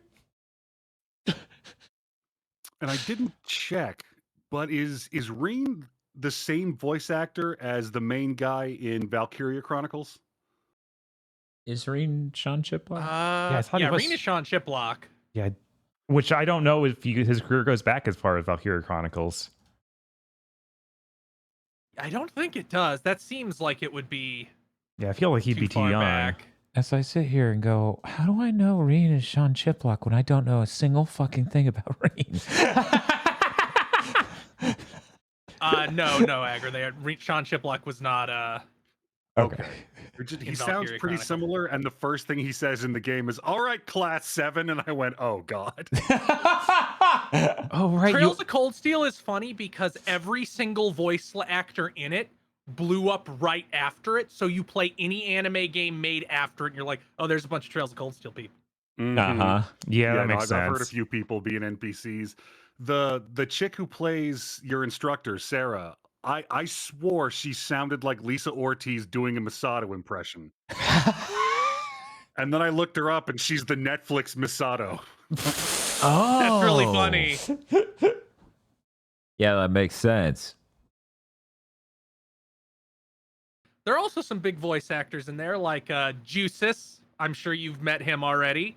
Mm-hmm. Is Ben Diskin, who was, Sae Aporo. Mm-hmm. And you're getting to play the juiced up version because when they came in to record lines for Trails of Cold Steel 3, I guess they were like, hey guys, record more lines for the first two games. To the degree that if you're playing in Japanese voices, with Japanese voices, at least on PC, I don't know about console. I'm not even sure if you can do it on console for 1 and 2. You will get English lines anyway because there are more voiced lines in English than in Japanese. Huh.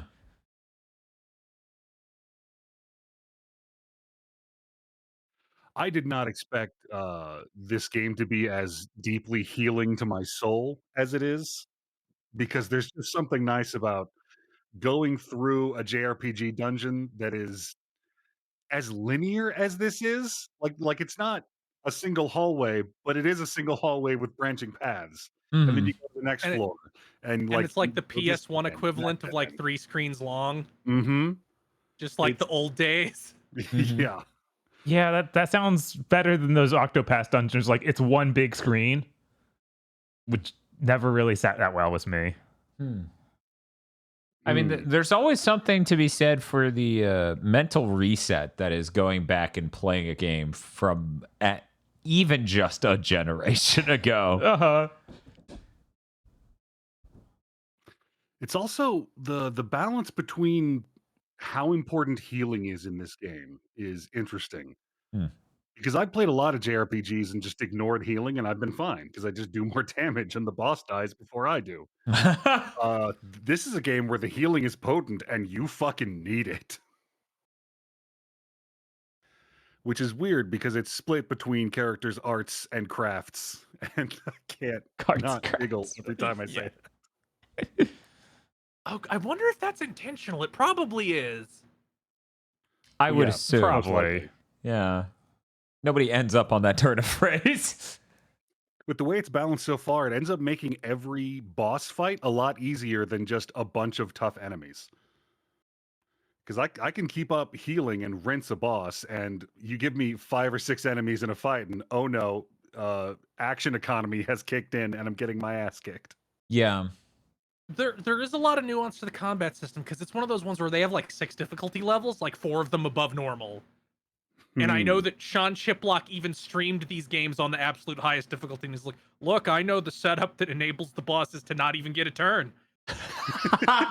Yeah, because it has that system from Grandia where you can do like a heavy attack at just the right time and knock a dude out of his attack phase, right? Something to that effect. Sometimes if enemies try to cast arts, you can knock them out of it. And also there's a thing some attacks do that you can stack with the right equipment and setup called AT delay, which just moves their turn back. You can also physically move people in and out of spaces because it's not lined up turn based. You're in a circle, and you have a certain amount of movement you have to do to get close enough to attack an enemy or attack them from range or do a line attack or an area, and you better hope that goes off before they move. And there's enough in this game to give me the constant pleasurable feeling of, I am not yet playing this optimally. There is room to grow. Yeah, that's always good to know there's a space to grow in. This is such a specific thing that I've never talked about it, but there is a real appeal to me playing JRPGs where by the end of a dungeon, I have optimized battles in this dungeon. Mm-hmm. I haven't optimized the whole game, but I can rinse random encounters as quickly as possible to get through it faster. Yeah. Which feels like a point of satisfaction that they kind of forgot should exist. You can do that a bit in Octopath Traveler when you've got their weaknesses down and get a rotation in mind. Mm-hmm. One thing this game does that is really weird and may drive me to lunacy and homicide is think of every other JRPG you've ever played, and you open the menu and you go to items and you pick your healing item. Mm-hmm. You select it, hit use, and click on a character, and then it heals them. And then the menu's still there, so you can use another one on this or a different character instead of dumping you back out to the first menu. So you have to go through it again. Wow, that's not as bad as Final Fantasy 12. It's still bad. Ooh, what is 12? 12 doesn't let you use the menu in the game, like in the main menu. You have to use a QuickTime menu in the open world. So it's Lament of Innocence. Yes. I don't remember this. Maybe I just didn't use items to heal hardly ever. It doesn't come up often. But like I bought a bunch of books, and you go into the books and you read them. It'll give you relationship and link bonuses. And instead of just doing that and then letting me pick another book every time I pick one, it dumps me out of the menu entirely. There are so many menus that just drop you out of it. What chapter are you on, Aggro? Am I in chapter 2? I'm on the second field study. Okay, so that would be chapter 2. I was like, he's talking about how Machias is a dick, so it must at least be chapter 2. Yeah, that's like starting to wrap up. Have you realized that every party member is in their own anime while you're not around? Yes. No. Like as you walk around, because you get these, because you're at a school, so you get these free time sections where you can go and hang out with your party members. But not all of them. You have to pick until New Game Plus, in which case they give you infinite time to do that. Boo. But each character has their own little story arc that goes on with or without you. Like one character is like, it's the drama of the like the croquet team, and the other one is like the drama of the chess club. It's not even just your party members. Like, this is a game where every random NPC has stuff to say, and if you keep going back to them, their stories keep unfolding. It's wild teacher shit. And student at the school has a unique design, a unique name, and like 6 data points that will fill out over the course of the game if you talk to them at every opportunity. And that carries into the 2, 3, and 4 also. They are insane about how many distinct NPCs they give. Guess what? You can have a lot of distinct NPCs when you look like a Vita game. Shock. Whoa. Yeah, it's true. Could there be any storytelling advantages to that? Probably not. It is great that at a certain point I realized, oh my god, every main character in this game is full of shit and has a dark secret. Can't wait. Did you play anything else, Dr. Aggro? Did anyone else slip any other pills into peanut butter and feed it to you? Nope, I've been trying to cram that down my throat before Armored Core 6 may or may not arrive tomorrow. Yep. Mm-hmm. But we saved so much money. Well, Chris, did you play anything this week? I finished the 1000-Year Door 64, the Paper Mario mod that adds 1000-Year Door mechanics into Paper Mario. That's a fun way to replay that game. They changed the order you get powers, I'm pretty sure. Because you get the attack spell second, right? That's the second one you get. I can't remember. Insane? I don't know. I have to look it up now. Sorry, say that again. The second star power you get in Paper Mario originally is the attack, right? No, it is not. I was looking at it wrong. Okay. But in this game, Lullaby sure is a lot more useful, the one that puts everybody to sleep. Because they have items now, so you'll enter a battle and one of them will have the item that's gonna fuck you. And then you pick Lullaby and all the enemies get put to sleep and you can beat them to death. Oh, thank God. But yeah, you can do. It also put in the Paper Mario Thousand Year Door like badge upgrade system where you don't get Quake Hammer, Mega Quake Hammer, and Ultra Quake Hammer. They just give you 3 copies of Quake Hammer, and you put on as many as you want Quake Hammer, how strong you want it to be. Okay, that makes sense. They also hide a lot of. Also, God, not being capped at 30 badge points is sure. Yeah. I think by the end of the game, I had 48. And I'm like, I don't need more than 30 health. I'll block. Yeah, I would simply block. Why wouldn't you? So I'm like, sorry, Bowser, this hammer swing does 16 damage. You're going to hell. I also think they adjusted Lady Bo's fan strike to make it better. Oh, how so? I think it did 2 damage a hit before. That was right? I think so. It hits 5 times for 2 damage, 10 total. Mm-hmm. In this, it hits 4 times and does 4, 3, 2, 1. Oh. So it's more useful against enemies that have defense, and Right. I also think it will ignore at least a little bit of defense. So like if an enemy has like 1 defense, it'll ignore it and still do full damage. That's really helpful. Man, I wish they had thought of that when making the game originally. The sheer amount of decisions we had to make based on no one can do damage. Mm-hmm. Get the one person who can do damage. On the one hand, you can have a lot more badges equipped because it feels like they kind of lowered the badge point requirements for most things down to the 1,000-year door equivalent. But it's not good because quick change was 4 badge points in Paper Mario 64. It is now 7, like it is in 1,000-year door. Which I guess is fair. That's a really, I don't know. That's a really powerful ability. Like it completely changes how you can play the game. It's true. It changes it to the way the game should play, right? Hey, that's not true. In Paper Mario 64, at least you get Baby, who can damage pierce any enemy anywhere on the screen. So worst case scenario, you just have Baby out. Baby being the sun with the Watt, pacifier in its mouth. Yeah, the Watt. Yeah, why wouldn't I want to walk into every cutscene with Baby out? Baby has so many important things to say. I also finished streaming Star Wars Knights of the Old Republic. Oh.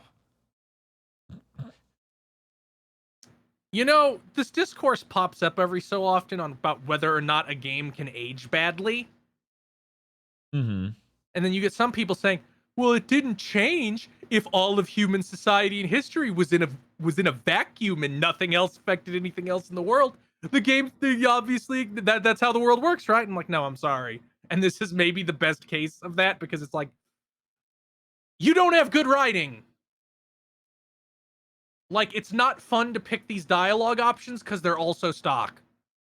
Mm. And like I said before, because it was Star Wars, the evil dialogue options are always like, I'm evil to the benefit of no one, not even myself.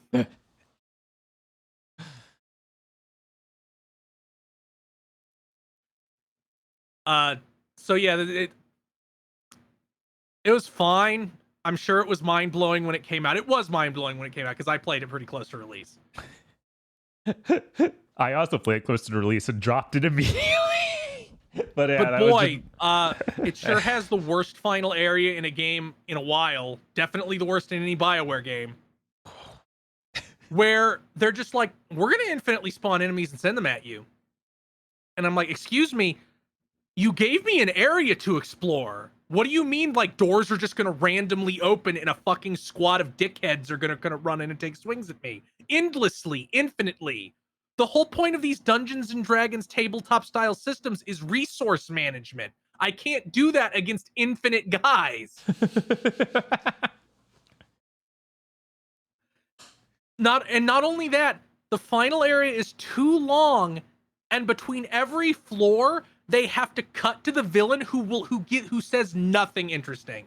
He literally, it's 4 different variants of, oh, they've gotten past this, but how will they feel about my army of robots? And I'm like, you could have just had me open the door to see robots.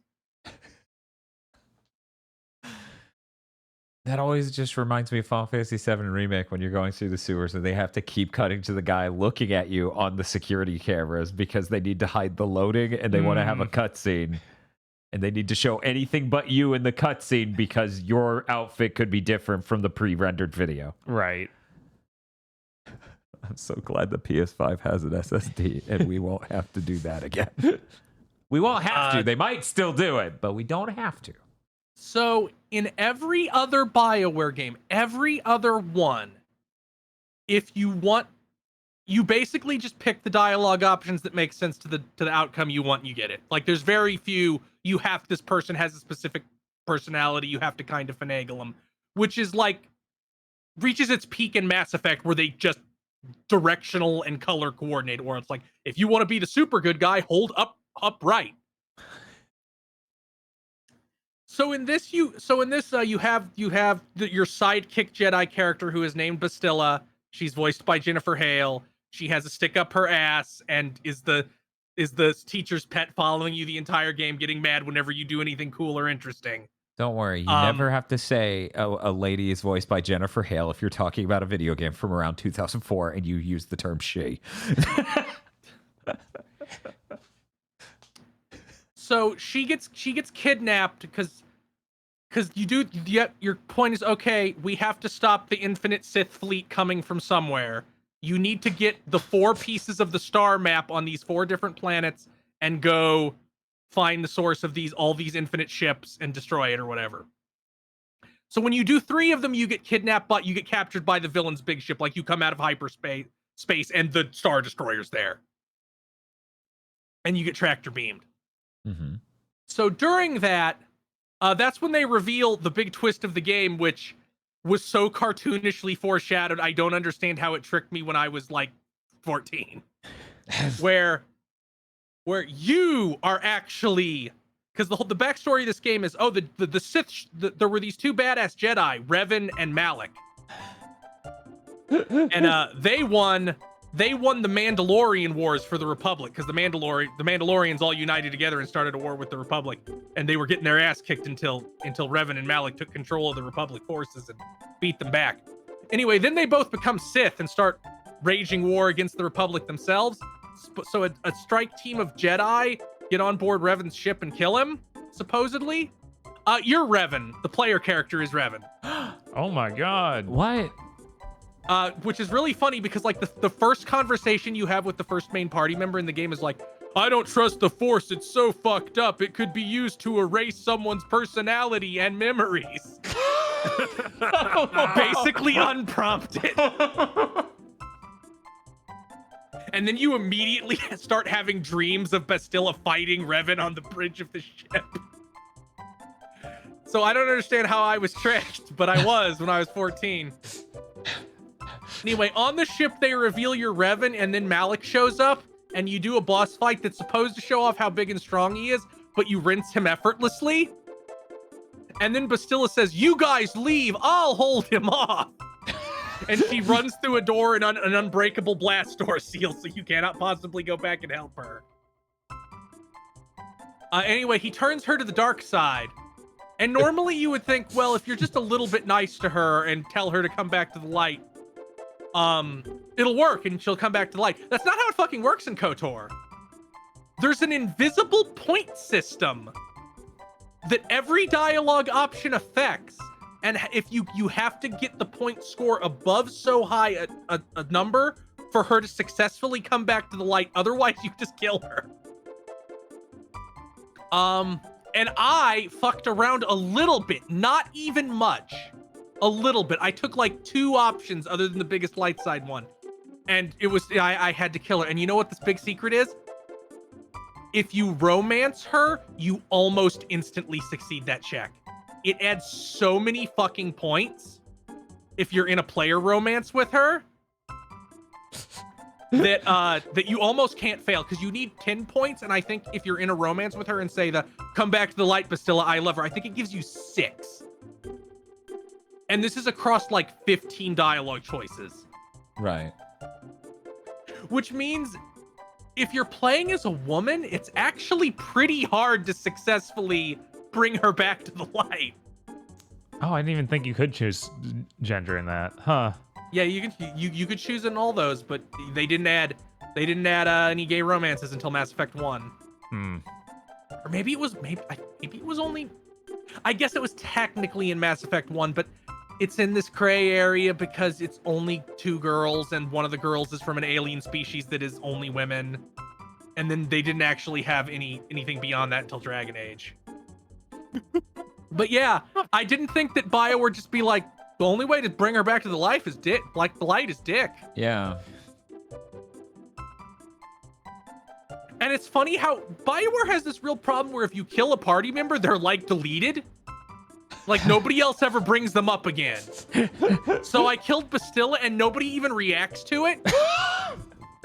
Like one character mentions it as you're running to escape the exploding super weapon that the star map leads to, which is called the Star Forge, and it's very cool. It's much cooler than a bigger Death Star. Ooh. It's a thing that sucks energy out of the sun it's on top of and uses that to spit out droids and ships.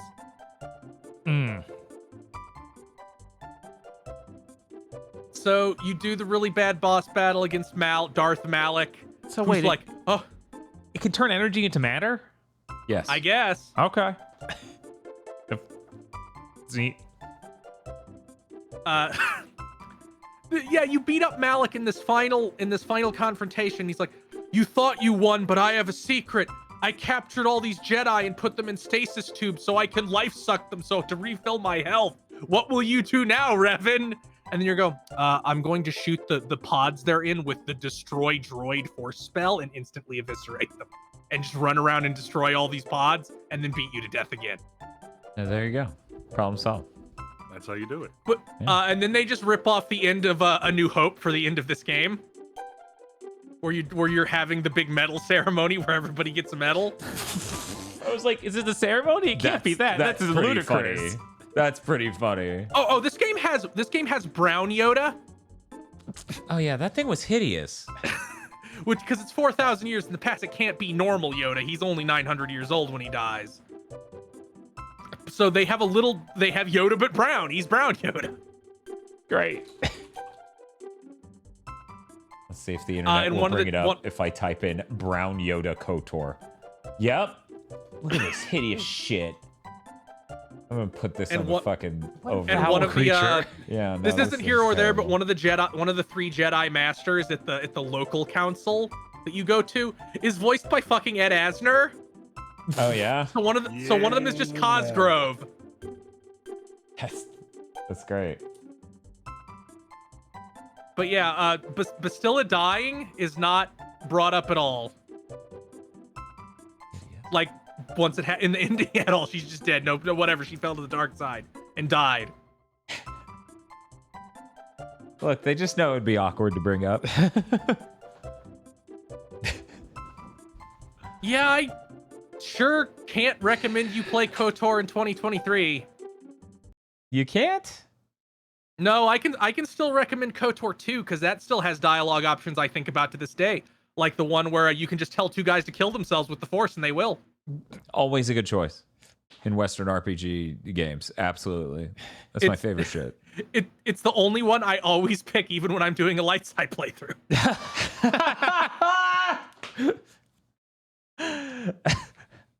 Because it really is just like, well, you could use Force Persuade to non-violently de-escalate. Imagine if Obi-Wan, instead of going, these aren't the droids you were looking for, just said, put your gun in your mouth right now. They should remake the original Star Wars trilogy from that perspective. I'm surprised we haven't gotten some Disney show with some shit like that yet.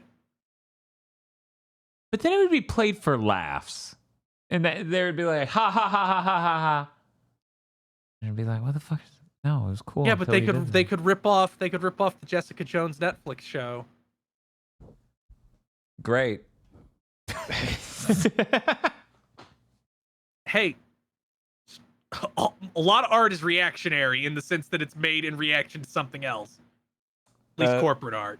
Did you I mean it's in general. Did you play anything else?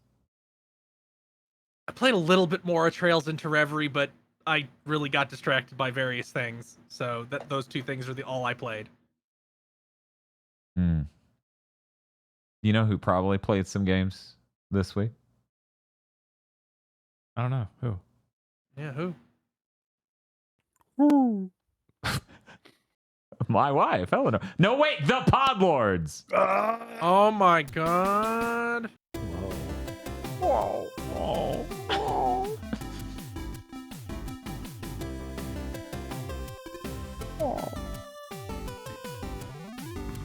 We're finding out live that this is set up right.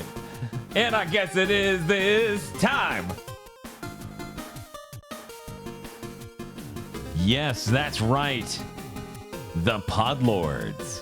Podlords such as BN12, Ely Broyles. I'm going to keep showing it every week. Bountiful blessings to you all. Jesus. Gift that keeps on sucking. Red Blaze 27, Suzu Shiro. Hey there, Yoruichi. What information have you brought us today? Now that's layered. 101 Shades of Wonderful Remastered. WTF, Spider-Man. Mr. I Like Spam. All right, maybe it's time to give Fall Guys another go. What the fuck? Why? I don't know what that is, and I'm deeply terrified. That is a Fall Guy in a Numuzu costume, and Numuzu, I think that's the name of them. Numuzu are the little catfish scrunko race from Final Fantasy 14, because there's a Final Fantasy 14 Fall Guys crossover collab happening soon. Oh my god! Yeah, I thought it was a catfish. I didn't know more. I don't need It is to a know catfish. It's like the catfish equivalent of a Moogle. Great. DFW 3K. Muckbun. Shiny Mew has entered Paldea and is approaching Larry's location rapidly. I will buy this man some jelly donuts. Kristen. Extremely financially irresponsible Juice of Frost. Kyle Bjork. Today, from this day forward, we are all Ravens. Well, maybe not from this day forward for me. Yeah. Might be someday next week. We'll Friday, get back to you on that. Next week, we don't know. I can't sigil up as a Raven. Monster Hunter Ryzen and Raiden. In Hollow Cure, you can get stronger through fishing and farming. Please send help. Good lord. There is no More help of an to send RPG you. than mini game. Cooper Tank. We would come up with new bits, but unfortunately, there's a shortage. No. Oh, yeah, I see it. The Ochi grows impatient. He's held the Pikmin for 2 weeks. It's been more than 2. They are wilting. Please take the Pikmin. Indigo Sorry, I'm not buying Sykes. Pikmin 4. Don't say that. They'll get angry. $60. Indigo Sykes. Drive typecast. The cast of Millennium Microphone actually believes the proper way to dispose of a horse is to blow it up, point, and laugh. I don't know. That sounds effective, Bob. That might work. I feel like I'd say the best way is to eat it. the bones and everything? Sure. Yeah, you just gotta boil it. Blowing up versus boil? Well, you Jesus. can use some of the parts. Whatever, you use it. You don't blow it up. That's just wasteful. You're gonna waste that whole horse. How am I gonna put glitter on paper if we blow the horse up? When you're ready to burn $69 million to the ground. What did I miss? What is happening this week that 69 million is disappearing? I don't know. Do you mean, did they mean billion? Is this about? Yeah, I guess. Trash Bandicoot! Oh no! Does he spin? I think he jumps and spins. I'm looking at that. Looks like it could jump and spin. And these graphics got too realistic, though. I just got a text from FedEx saying like Armored Core's gonna show up tomorrow.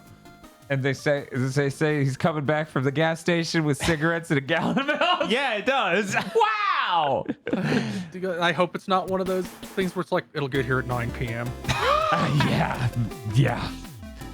Shinji16 would like to remind you that you matter, you are valid, and deserve to play Armored Core 6. Look, I know I deserve it. The question is, will I get to? Right. Me casting Otto's irresistible dance, Moonbeam, Cloud of Daggers, and placing a Guardian Light on a boss in Baldur's Gate 3. Oh, you despicable bitch. The Super Mim. Time to find out who's really voicing Mario in Super Mario Bros. Wonder. I appreciate that he wears the hat on the outside of the white mask. Please don't be Jinkario. No, it is. I think it is. Oh, God no, damn it. no. Motherfucker. This it is is. exquisite. Jesus. I'm gonna pretend that isn't Jinkario and we're all just damaged, you know? If we find out that he is voiced by Troy Baker, I will die. That would be the funniest casting possible. And just that somehow he can nail those fucking Mario sounds. Please, I want this to be true now. Think I'd let you wahoo this alone?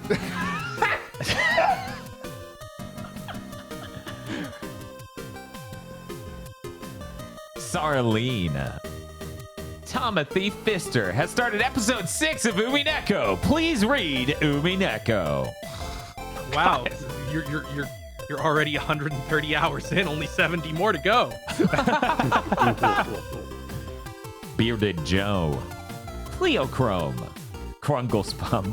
Oh, Reggie, your powers can't work on me, silly Billy. The Rune Powder! The Rune Powder is real! Can we get much higher? Nobody on this podcast has played Baldur's Gate 3 because it isn't out on PS5. And very few of us have experienced any of One Piece.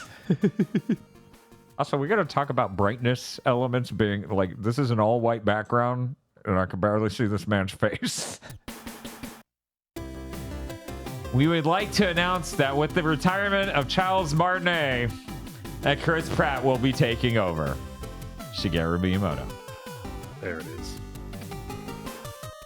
Ark Seaside. Dan, upon discovering just how many names he has to recite for future Pokemon Go to the movies. Oh, well, that joke's on you. I'm not going to look that up ahead of, hitting record. That's right, Command and Conquer 4 on phones again. Yay! Fuck yeah. Please play Tempest Rising. Dog.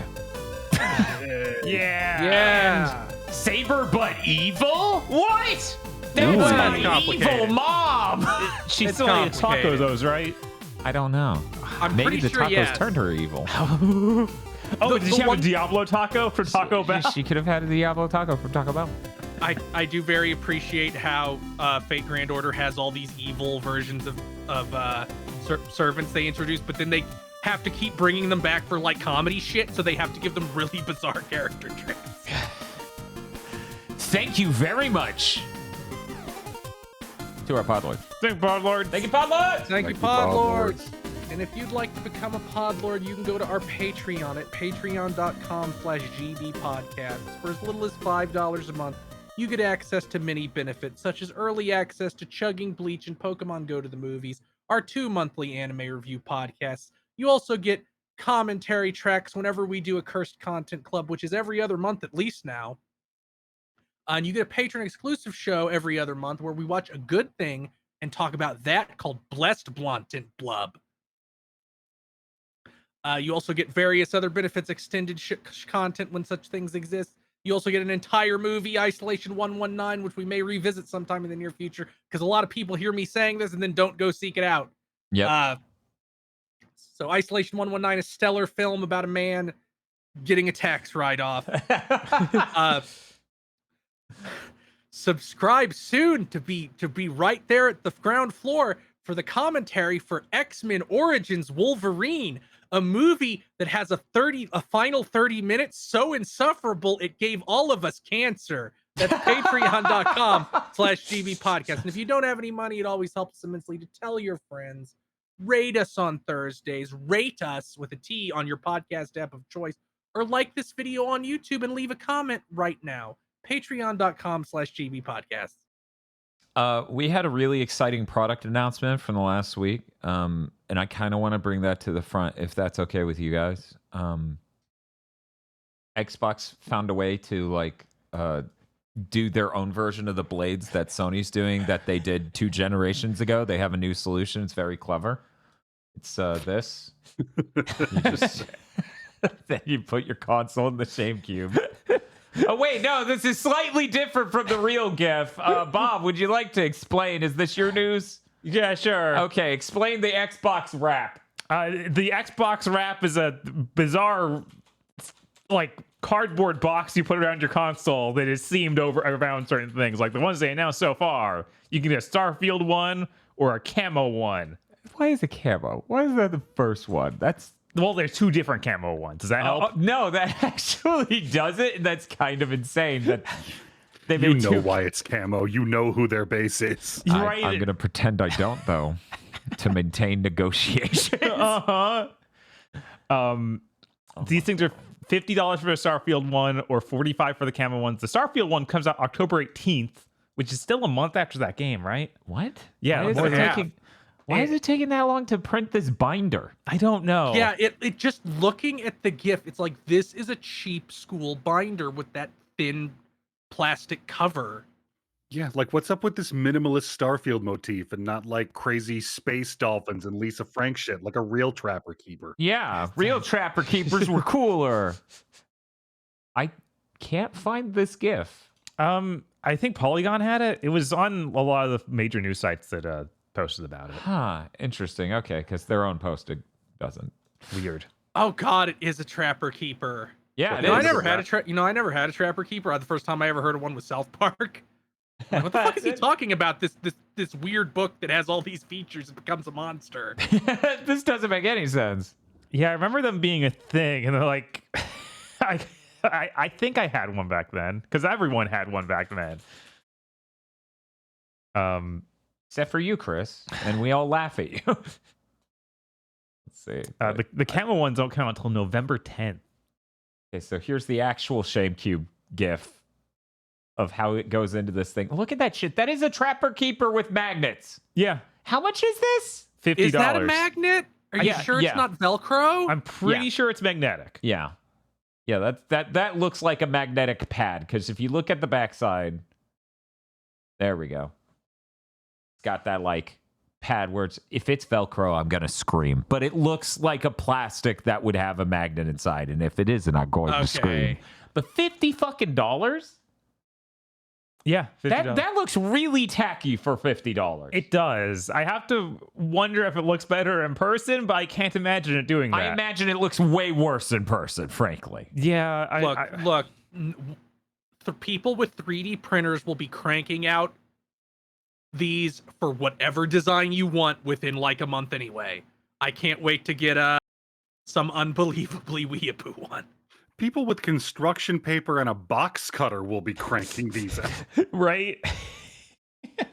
So weird. I think I could buy a box of General Mills cereal. Will have a pattern of this on the inside. So those camo patterns are really bad, even for camo patterns. I don't even remember them. So I just looked at them. I can pull it up. Maybe the audience has some opinions on it. One moment. New Xbox console wraps. Experience the power of the Series X in style. Okay. Hopefully this image is both images. They have a vertical split in it, so I would assume. Here we go. Yeah, those suck. Those are pretty bad. Those are. I'm not a fan. Chat, that is snow. You're all damaged. I'm glad your ass isn't archived on YouTube. Jesus. Yeah, these are not great. Yeah, Like, this is fucking hideous. This is the $45 one, right? Yeah. They look like why wouldn't- Nickelodeon camo or something like that. Yeah, I don't. yeah, why wouldn't you roll out ones for big Microsoft franchises? I get you don't want to draw attention to the games you're not making. Like Master But- Chief, you don't want to Yeah, put why him on an isn't there- Xbox. Yeah, why isn't there a bad duplicate of that Halo Xbox you shipped? Why isn't there a Gears one? Right. Also, it's insane because it's like you sold me the fucking Xbox with a picture of Master Chief when that game wasn't at launch anymore. Why wouldn't you sell me a wrap now? It also, like, how late they're launching this. Like, this is, what are we, 3 years in? 3 years in. Yeah, 3 years years. in. And it feels like this is their replacement for doing special edition consoles. But that means they are sticking with this for a while. Like, this is the design of the Series X going forward. Like, there's no redesign coming soon. That's the feeling I get from it, at least. Maybe. I mean, we had the Spider-Man blades come out, and the PS5 Slim's clearly coming out soon. That's true. These series wraps are meant to last you as long as Microsoft's in the console market. Let's move on. Sure. Do you want me to keep going, or do you want to jump around? You go. Star Wars Dark Forces Remastered by Night Dive Studios. It's announced. It's going to be on PS4, PS5, Xbox One, Xbox Series, Switch, and Steam. With up to 4K 120 frame per second support. Thank you. That Red Dead shit's embarrassing. It really is. It also has new cutscene artwork. Which is where our Mon Mothma the thumbnail comes yeah, from. I sure hope you can turn that off. Yeah, they showed the like transition between the two in this trailer, so I really hope that you can just be like, yeah, just give me the old stuff. It also has like weird 3D cutscenes in some places now, which I assume were just sprite art before. But yeah, I'm really hyped for this. I hope they do Dark Forces 2. Dark Forces 2 is the one I really like, but this one is still cool. It introduces Dark Troopers. Ooh. I didn't like this playing on the source port earlier this year, but I'm dumb enough to pay money for a more enhanced port and try again. This time will be different. Yeah, I downloaded that source port earlier this year. I never even booted it. Yeah, I want to know all about Kyle Katarn, or as some wikis call him, God. Hey, in the indistinguishably, proof that the old Star Wars canon was superior. Rogue One, Disney Star Wars, takes a super team to get the Death Star plans. They all get killed. It's very tragic. Old EU, Kyle Katarn, a blaster in 10 minutes, and you have the Death Star plan. That's true. Here's a picture from IGN of the cutscenes. Why does she look like that? Why does any of this look like this? I don't know, man. I think the Vader image is a little better because it captures some part of the this is really janky and funny aspect that the original cutscene had. Right. Yeah, it just looks like AI art.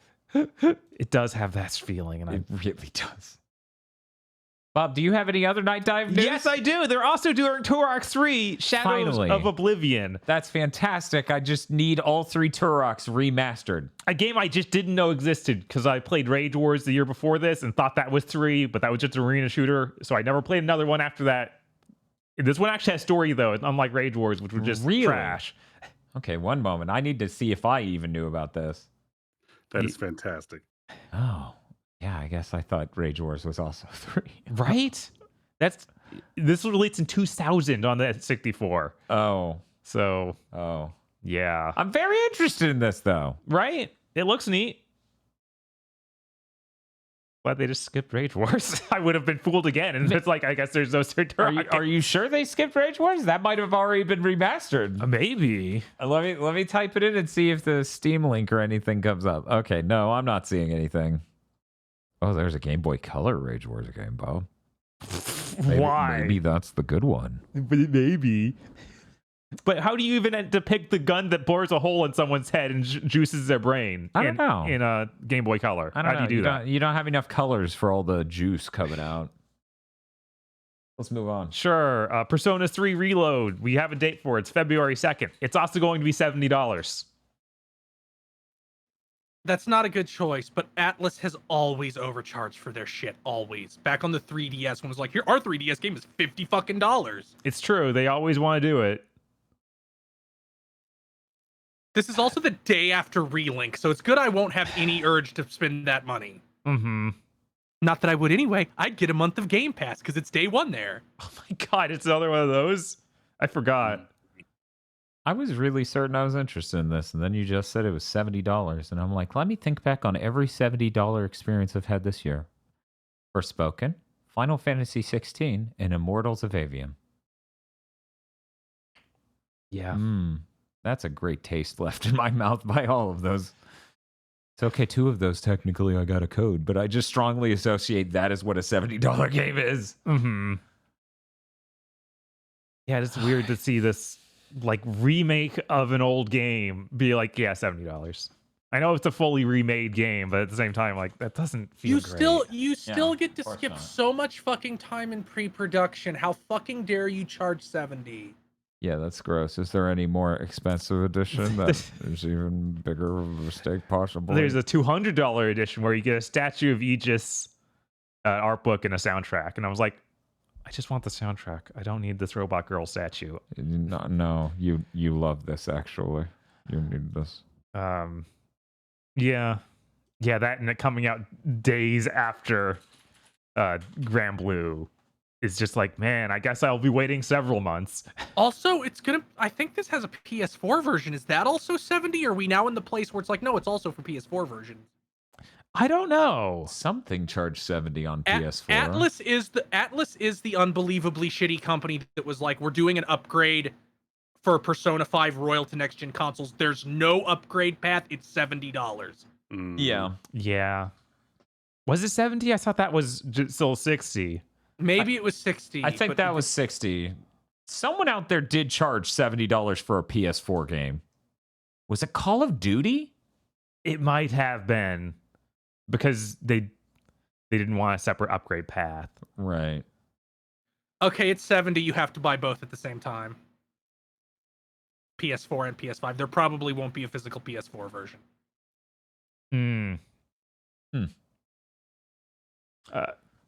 Moving on. Yeah. Project Mugen was announced, which is not the Mugen you may know, the fighting game mashup, bizarre thing made by the community.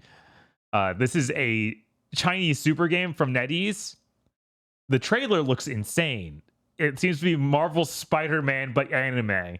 So you can choose all these different anime characters. Like you have an anime girl with a sword. You got like a person who has third-person gun shooting combat. You got somebody who knows telekinesis, so can literally show around objects in the environment. And the environment seems to be this gigantic open-world city that you can Spider-Man around. Okay, so when you say cars. anime Marvel Spider-Man, you mean it is like an anime aesthetic, the video game Marvel Spider-Man. Yes. Okay. Man, that title's so good. Yeah, I wish that they had made a title for this Marvel. That would would've been Spider-Man cool. on PS4. But I think at this point that would have scared people based on how like all the other ones That's went true. for a while. This game looks insane. I feel like there's almost no way it can actually be as good as it looks. Mm-hmm. Yeah, like I keep saying, when these games start coming out, either they will line up, either the entire Western side of the industry will collapse and they'll go, that makes sense, look at their fucking competition, or they will all be lies, every single one of them. This looks really fucking cool. Yeah, this trailer looks insane. Yeah, though it does that thing like Infinity Nikki where the gameplay entirely shifts every couple seconds. Apparently, there will be carjacking. You have some characters with special vehicles to drive around. Like I said, you can Spider-Man around the city. Yeah. Yeah, this looks awesome. Holy shit. I have signed up for the beta whenever that happens. Yeah, they might just let people start playing this sometime within the next year, which is insane. Yeah, either everything in the trailer is fake or it's way closer to it being done than we think. Right. Sony Interactive Entertainment's entering an agreement to acquire Audize. It's Audeze. I actually missed this news. Huh. Yeah, I know about these people. Oh yeah, just their headphone manufacturer. Yeah, they're the high-end headphone manufacturer. They do both regular and gaming oriented stuff. Yeah, they do. Apparently, they'll still be able to develop products for other platforms and not just PlayStation. But yeah, this stuff always sucks. Yeah, I wonder what the hell spearheaded this moment. It seems to be related to all the other audio stuff that they've been trying to do. Of like, hey, we want to have really high-end audio. It's like that later thing with the PlayStation Link and the I guess it is just called that for their high-end audio technology. Yeah. And what's the engine they have like a term for the processing? You talking about the PS5's Tempest audio? Yes, Tempest audio. Yeah, that's more of a 3D acoustic solution. But buying a headphone that's right. That's interesting and weird, and I guess they just realized how profitable headphones are and wanted to bolster their... Because it's worth noting, it's Sony's PlayStation division that bought them. Right. Normal Sony has wireless earbuds, and they're actually really competitive with the AirPods.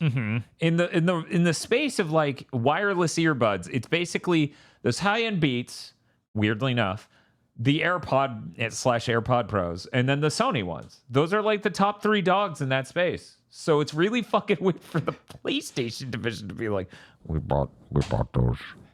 We bought a headphone manufacturer. It's like, you are all right. Look, they want to hide the highest quality thing possible on the Pulse brand. That doesn't seem like a waste to you? No. Okay. All right. Yeah, okay. Hey, remember when... Wait, no, it was Core. Core was the name of the magazine. The digital magazine. The digital magazine. They made that, leaked their own product. God, PS3 Gen Sony is so funny. Man, what a time. Yeah, what a fucking time. But okay, did they announce anything else other than we bought these fuckers? Yeah, I don't think the purchase is even fully gone through. I think they've announced that they will buy them. Why did the... Whatever. God damn it. Yeah. I mean, corporate consolidation is based. Sony's so based for doing this. They're so cool. Project Q now has a real name. It's the PlayStation Portal. Project Q-Lite. Because for some reason, that was what they announced the name as. But yes, Project Q Lite's now just called PlayStation Portal. All right. Someone's going to buy this thing and it's portable that plays video games. Yeah. It's going to happen. There's no way it's not going to happen. You think someone's going to buy a PSP and expect it to play video games? Yeah, it's a radical situation.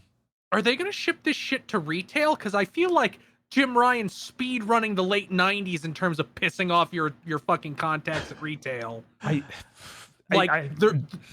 just picturing, like, Bob used to work at GameStop. Imagine they shipped this thing. How many people are bringing it back the next day being like, this doesn't fucking do anything? Yeah, I would be the only one in the store who literally tells everyone, don't buy it. This is what it actually is. I know the box makes you think it's something completely different. So, of course, everyone just buy it. Yeah. Meanwhile, you're not at the GameStop locally anymore. No. So I bet if we go in there and we ask them, what is it? They're like, it's a portable PlayStation. Probably. Like, I can't believe Jim Ryan saw what happened to the fucking Wii U, at least in part because everybody misunderstood what it was and went full speed ahead. Someone convinced us we need an answer to the Switch and the Steam Deck, but do not want to actually make one of those. That's hard and would require development resources. Instead, just make something nobody wants. Right. Yeah. No, they legitimately set out to make the easiest solution to having a competitor to the Steam Deck and the Switch's value proposition. Yeah, it doesn't I'm worried that it's not even that angle. I'm worried that they went, well, nobody called our discless PS5 the perfect bedroom console. We need something that's the perfect bedroom console. But you still have to own the PS5 in order the perfect bedroom console. Then you try to boot a game and it's like, I need the disc in me. You're like, I have to leave my room to go to the living room to stick a disc in my console. Honey, it's 4 a.m. What are you doing? Just trying to flip through the folder to find the correct disc. I'm putting a disc in my PS5 so I can play it on the portable in bed next to you because I've lost control of my life. I feel like a lot of people also expect that if it's not a real portable, to it be a streaming console like other people have released. Like the cloud? Like the cloud stuff. And it does not do that either, just so we're clear. Which is nuts. Maybe the reason they didn't announce that it's doing that is because they haven't launched that functionality, because that shit's in beta right now, actually. The PS5 streaming shit. Okay. Like, there are people using their PS5s who are in that beta doing that. It doesn't right do now. the PS4. It doesn't do any of that. They like specifically said it wouldn't do. No, what I'm saying is they're not going to sell that saying it can do that because they haven't launched the backend to stream PS5 at all, which is the sole functionality they're going to build in. Right. So that's possible. That's what I'm saying. Okay, you're saying... Because you're not going to put on the box, hey, it does this, and it's like, that comes later. Right? They just want you to be sold on the notion of doing it in your own house. Because there's not... I would assume... words important, that if you can do it locally from a PS5, then you could reasonably, using the same thing, do it to the internet. Like, at the end of the day, it's a remote play client getting a video stream from somewhere. But they don't have that feature running at all. That feature doesn't exist, period, yet. So, like, what would they sell it to? They would have to engineer the PS4 remote play. Which, why would they do that? They're almost done with the 5. Right, but I wasn't talking about the remote play angle. I was talking about, like, how you can stream PS3 and PS4 games from the cloud. Right, but they don't want to... There's a distinct possibility they want to get the whole thing up and running because, sure, let's say PS4 or PS3 is something it can do. They wouldn't launch it with that because then people would be like, I thought it played PS5 games. You see what I'm saying? Like, they don't want to launch half of that. Right. But so instead, they're walking up to the market and going, it plays it from the PS5 you already own. Right. And they're like, but I already own a PS5 that can play PS5 games. It only does it in your home, too. Yeah, the use cases for this are so small. Like, somebody came up, the one I keep seeing is, what if your partner wants to use the TV to watch Netflix and you want to use it and you want to play your PS5, which I feel like is such an unbelievably small use case that you would never spend $200 for it. Like, you can't even say kids, because at this point, kids have their own TVs. I see that use case stated non-fucking stop everywhere I go on the internet for the Switch mostly, and the Steam Deck in a very small percentage of situations. People legitimately say that's one of their favorite things about the Switch. Yeah, that is apparently... When I worked at GameStop, I heard that all the time. Just, there is not a second TV in the home. Right. For the dad. Well, I mean, there might be, but it's in a different room, and maybe they want to stay next to... Maybe let's entertain that they don't hate their spouse. Maybe they want to be near their spouse and continue to play the game. This is a real thing. Is it a thing that somebody's going to buy a $200 device that does nothing else? I wouldn't, but yes, someone will. How large enough is a people percentage do that of to make this make PS5 sense? owners? I don't know. I don't know at what point. Like, to me, this seems like now we have the feature that the Switch has that we can't compete with. Because as sad as this is, as condemning and sad as this is, I think there are more people in that exact use case than people legitimately playing a portable on the go nowadays. Right, where especially America, where we don't have public transit. And if you were doing it at school, chances are you'd be on your fucking phone. And this wouldn't do that anyways, but I'm going to go ahead and say more people are doing shit on their phone at school than on their Switch, by and large. Because, yeah, I hear this use case stated non-fucking stop. The PlayStation Portal could outsell PSVR 2 is a point raised in chat. It's possible, and I would be very mad. It's But possible hey. for the sun to mysteriously go out tomorrow. It's not very fucking likely. That might be the plot of a new Marvel show. And I wouldn't know. But yeah, a lot of people love the Switch, and they're like, I love that it's a portable. And I'm like, you play that outside? And they're like, fuck no. Like, that's a thing. So who knows? Maybe this is like, I have nothing in common with these people. I'm not pretending to be them, but I hear them everywhere I go of being I need like, this to fail so badly that it gets put on lists. That would be really good. I need this to be like this pissed off retailers. Nobody bought it. Jim Ryan goes down in history as one of the worst executives of all time for pushing it through. This is in my list of things that are only getting released because of momentum. I do want it to fail if that builds towards a case of getting rid of Jim Ryan, because that man sucks. And like, when you look at what's getting done and what isn't getting done, it will drive you insane. It's like, oh, we have a portable that's not portable, but we don't have a new Ape Escape. We have a Horizon VR game, an online multiplayer game, a third one in development, no Ape Escape. We're looking at, and spoilers for news in 10 seconds, a fucking medieval movie, but there's no Ape Escape. Is that really what we're doing here? Don't worry, Dan. The Portal is really Jim Ryan playing 4D chess. It is the first phase in his master plan to bolster PSVR as an ecosystem. In 6 months, they're going to release the plastic headset that this screen slots into. Oh my God. To turn it into a wireless streaming, low-cost PSVR 2 alternative. That makes you perfect puke to death if bedroom you use VR it. headset. And then they call it the PlayStation Schlabo. What a nightmare.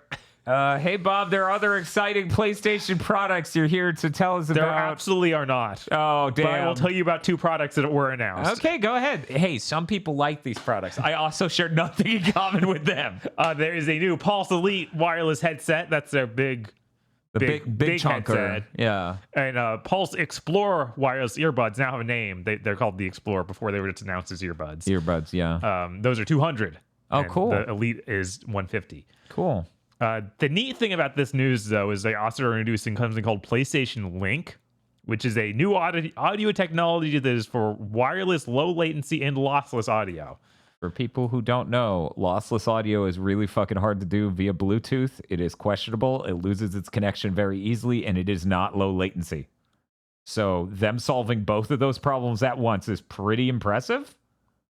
Yeah, they apparently each of these new headsets will come with a USB adapter you plug into your PlayStation or PC or Mac. They work with all of those. There's one guy out there, and you can and you can buy more of them because apparently this will just be a standard going forward, and you can have it linked to. You can like have it switch between what it's linked to. Can I? Oh my God, this is insane, Bob. What's up?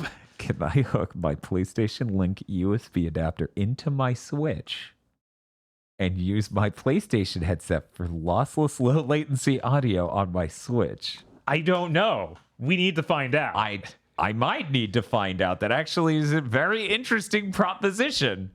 More people then would buy that than the PlayStation Portal. They're like, damn it. God damn it. This isn't how this was supposed to go. Bob, do you have any thoughts? You worked gamer retail. I did. Do the gamers love wireless headsets? They do love wireless headsets, as far as I could tell. Yeah, the Pulse brand is sold pretty well. I think it makes sense for them to try doing earbuds too. That could be neat. Yeah, I know people who swear by the Pulse. Mm-hmm. That case for the earbuds is cool. Yeah, that looks felt. Yeah, like slides open. Can I plug the USB adapter? Okay, into a USB Type A slot that goes into USB Type C, and then plug that into this year's iPhone, and then have PlayStation earbuds for my iPhone with a dongle and another dongle sitting in my pocket. Jesus. Yeah, I don't know if maybe it says in the article and I missed it if they have Bluetooth as well. So you can just bypass this for these. I'm not sure. I mean, this would be a fundamentally different technology for Bluetooth. Right.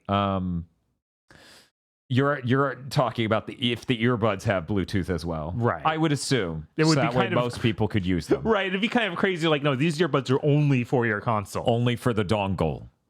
But yeah, this dongle, all these weird propositions I'm making would work if the dongle just handshakes as a USB standard audio device, which you would think it would because it's compatible with Mac and PC. Right. Right. I need to buy $200 PlayStation earbuds for my Switch. It's fucking insane.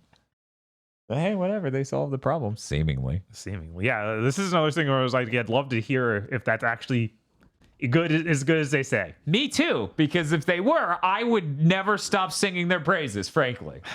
If these were the first earbuds that actually sound good wirelessly because they aren't a compressed technology, that would be really swell. Mm-hmm.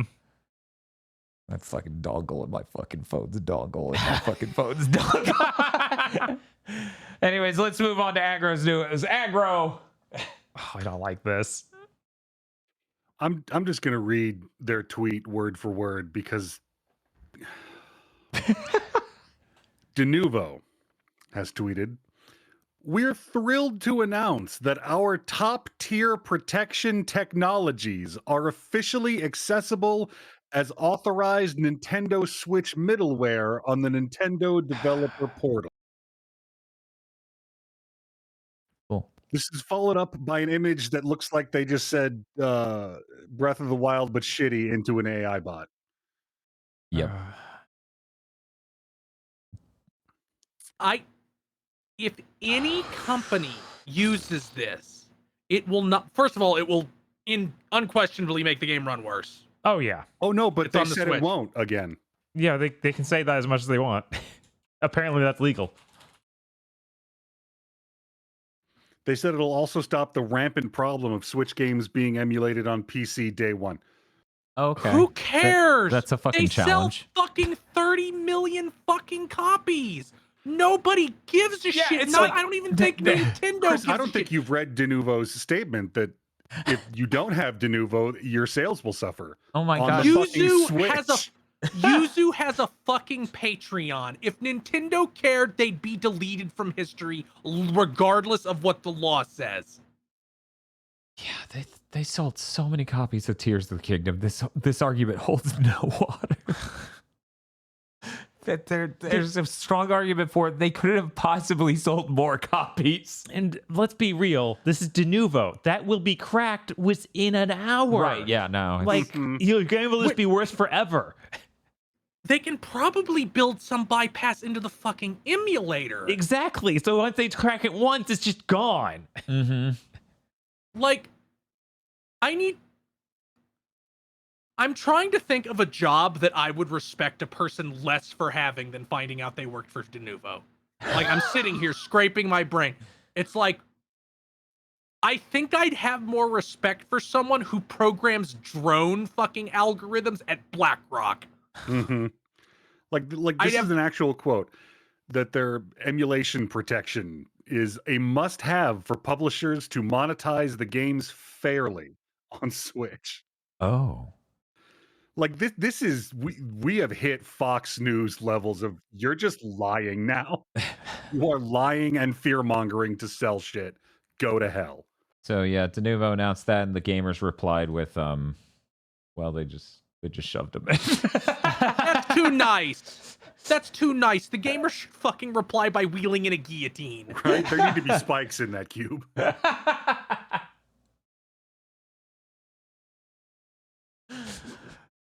Moving on.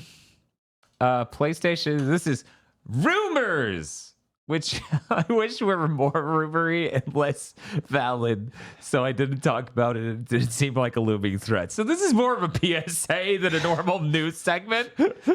Let me see if I can get all this down correctly. So PlayStation Productions just basically did a mission statement video where they're like, this is our goal here at PlayStation Productions. And in two different parts of this, they show off things they haven't announced content as in video stuff, whether series or movies, based on either of these characters. The characters are Deacon Days Gone and Sir Daniel Fortescue. And weirdly enough, when the tweets started coming out pointing out Sir Daniel Fortescue, 2 different Hollywood writers quote tweeted it with cheeky, "If you know, you know," and then a think emoji and shade emoji. And I'm like, fucking Jim Ryan, I swear to God. Come on. It's fucking wild how I've tried to hold back on Jim Ryan and Herman Hulst are hacks with enormous bias towards the European side of Sony because that's what they grew up with and that's the background they come from. But like doing a fucking medieval movie, no, that's it. It's that's why everything's Horizon. That's why all these other franchises are getting neglected. It's because they have brain damage. So fucking I don't know insane. if you know this, but playing a game at 50 hertz does long-term rot your mind and destroy your decision-making capabilities. Oh my God. Nobody fucking knows what medieval is, my man. Not a single person gives a shit about medieval. Yeah, you dropped that fucking medieval remake, like, oh, we can bounce off the success of the crash and Spyro things. Guess what? Nobody fucking bought it because you picked the absolute worst fucking one of those to do. You could have done any Jack thing, any Sly thing, any Ratchet thing, and sold like 5 million units. Nobody gives a fuck about medieval. I'm just sitting here and I'm like, maybe it's Ape Escape's fault. No. They got a bad anime, and then they got a bad Frederator animated thing. Maybe it's their fault. They made a bad PlayStation Move game. Maybe I deserve this. Maybe Ape Escape fans deserve this. Maybe Jim Ryan's right, you know? I'll just go get in the coffin now.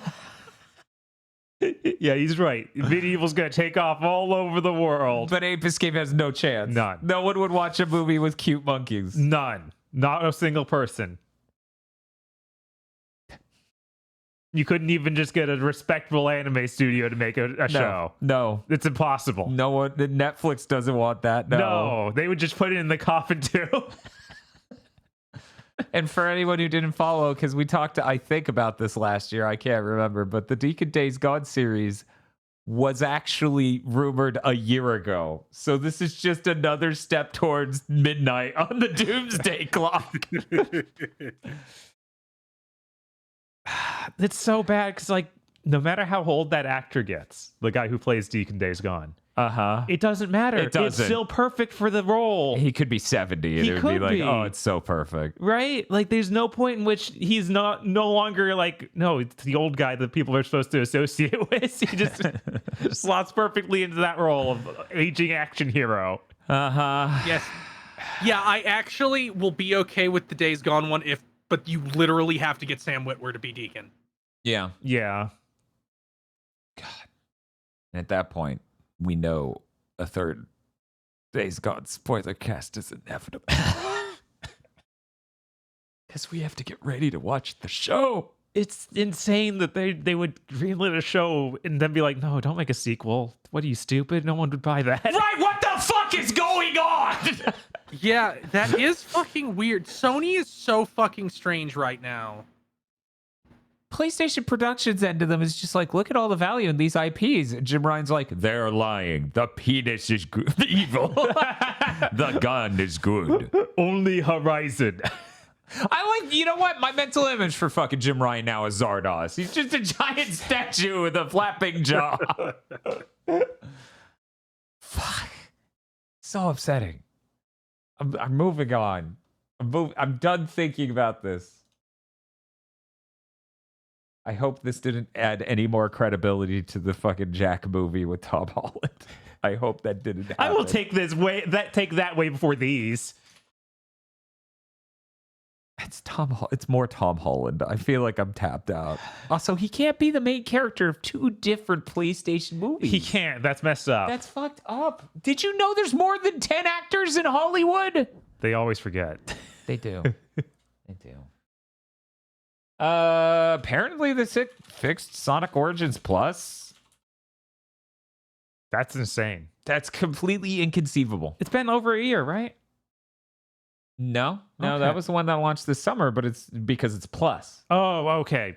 But that means they fixed the whole package. Right. I'm like, no, you can't. You don't give them the, like, oh, plus is a separate game. It isn't. I mean, it is, because you go to the store, you buy the game that says Sonic Origins Plus, and inside there's the disc for Sonic Origins. They give you a DLC code for the Plus. And I'm like, I'm not buying this then. I would have bought a physical copy if the actual thing was on the disc.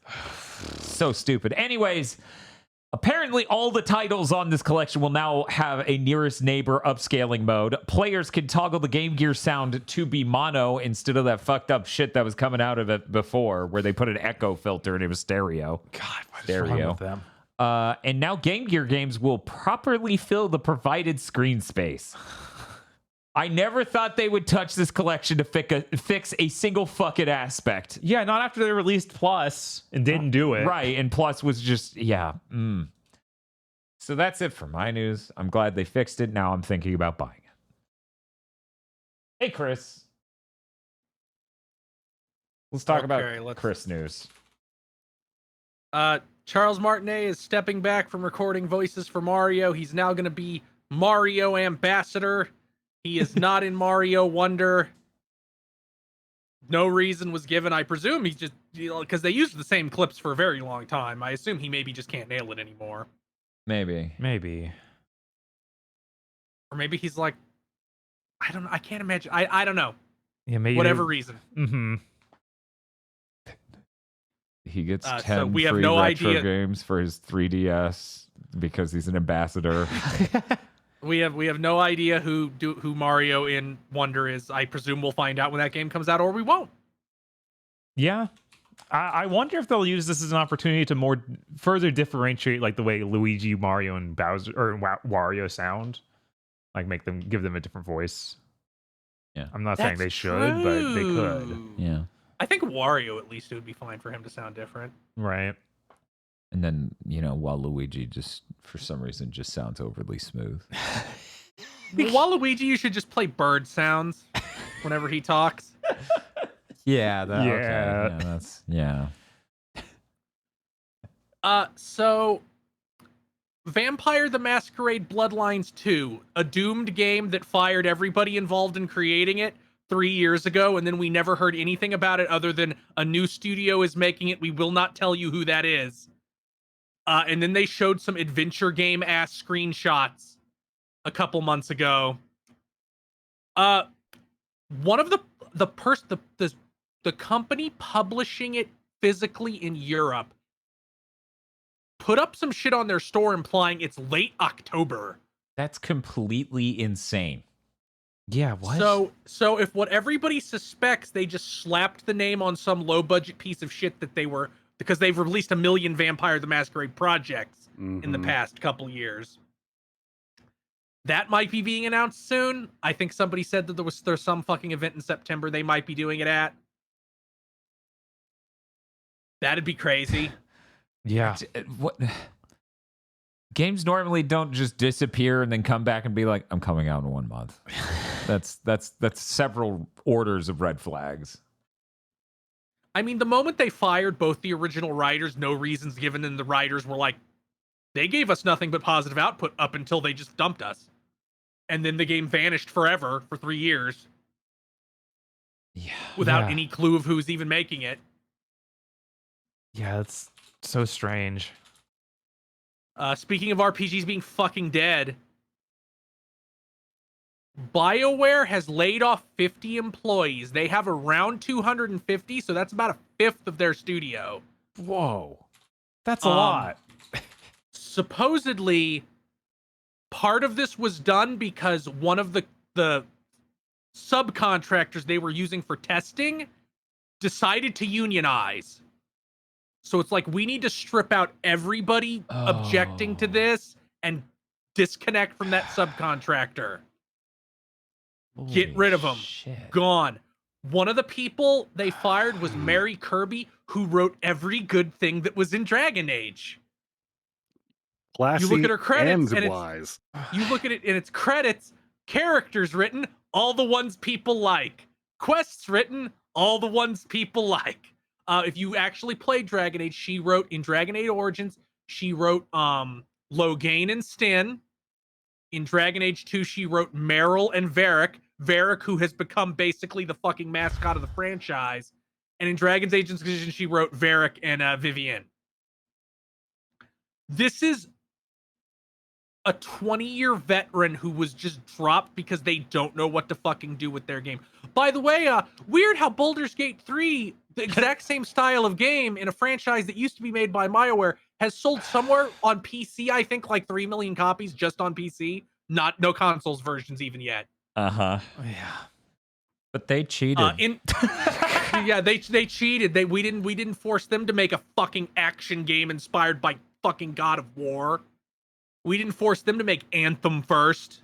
They got to make a game that was like the game that already existed but better, and you're not allowed to do that. Yeah, that's actually impossible. That's illegal. We should kill you for doing that. So yeah. Come on. I am like this whole time, despite all the jokes, I have been relatively confident something named Dragon Age Dreadwolf would ship. I am becoming increasingly less certain of that. Yeah, I think in the news release about this, the press release, they actually said this won't affect the development of Mass Effect or Dragon Age. It's fine. Everything's fine. Those are still coming, which does nothing but send up red flags. Mm-hmm. Yeah, the fucking strong vision of a graveyard. Uh-huh. Somebody posited the horrible fucking potential, and I kind of think this is how it's gonna go. They're gonna ship Dragon Age 4. It's gonna be fucking awful.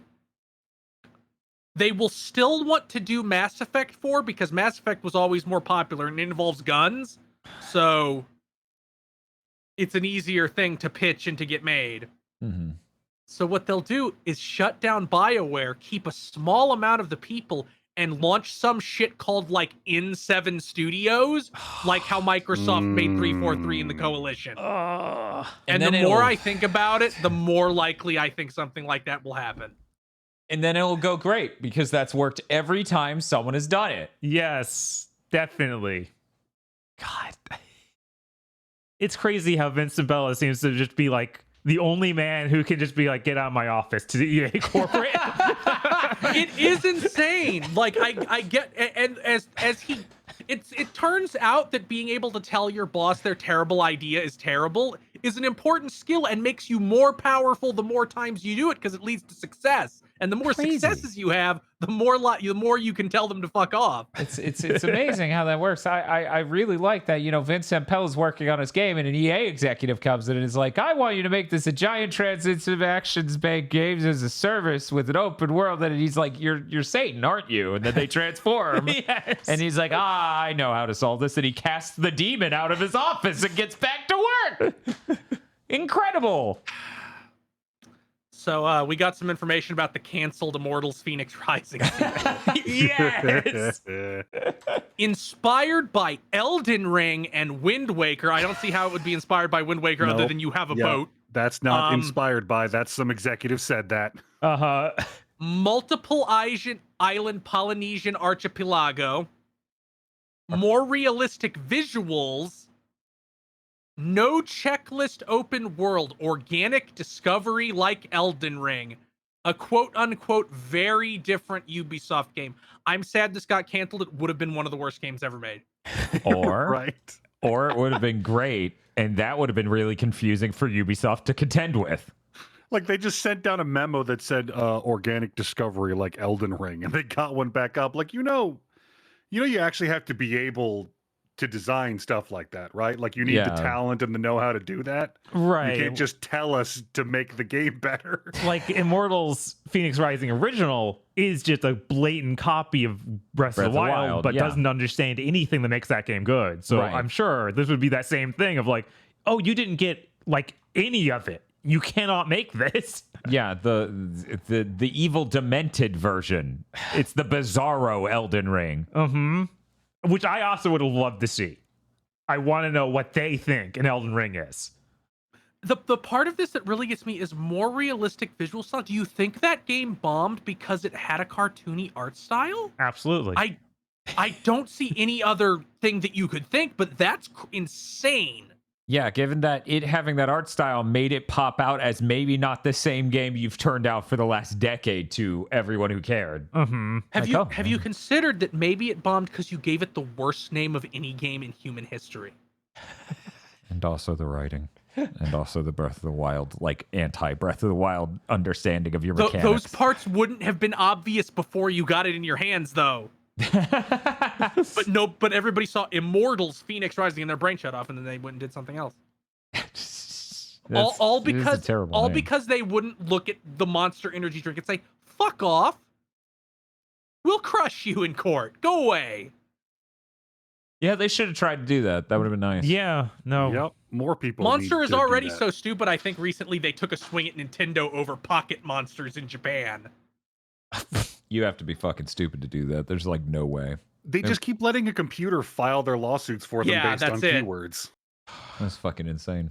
You'd think they'd learn after they did that shit and hit Disney.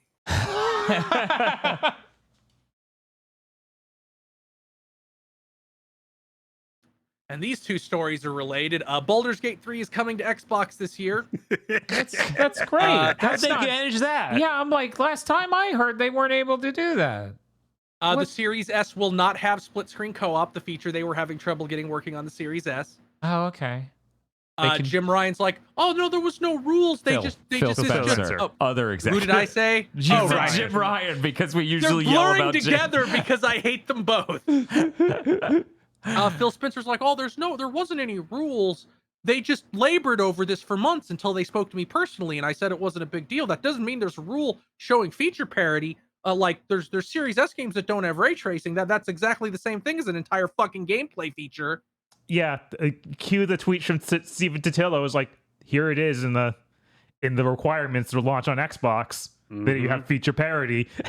Oh, weird. Your game sold millions. By the way, chat brought it up and I looked it up to verify. 5.2 million copies on PC already, and it's only going to launch on PlayStation? I'm so fucked. Why did we do this to you?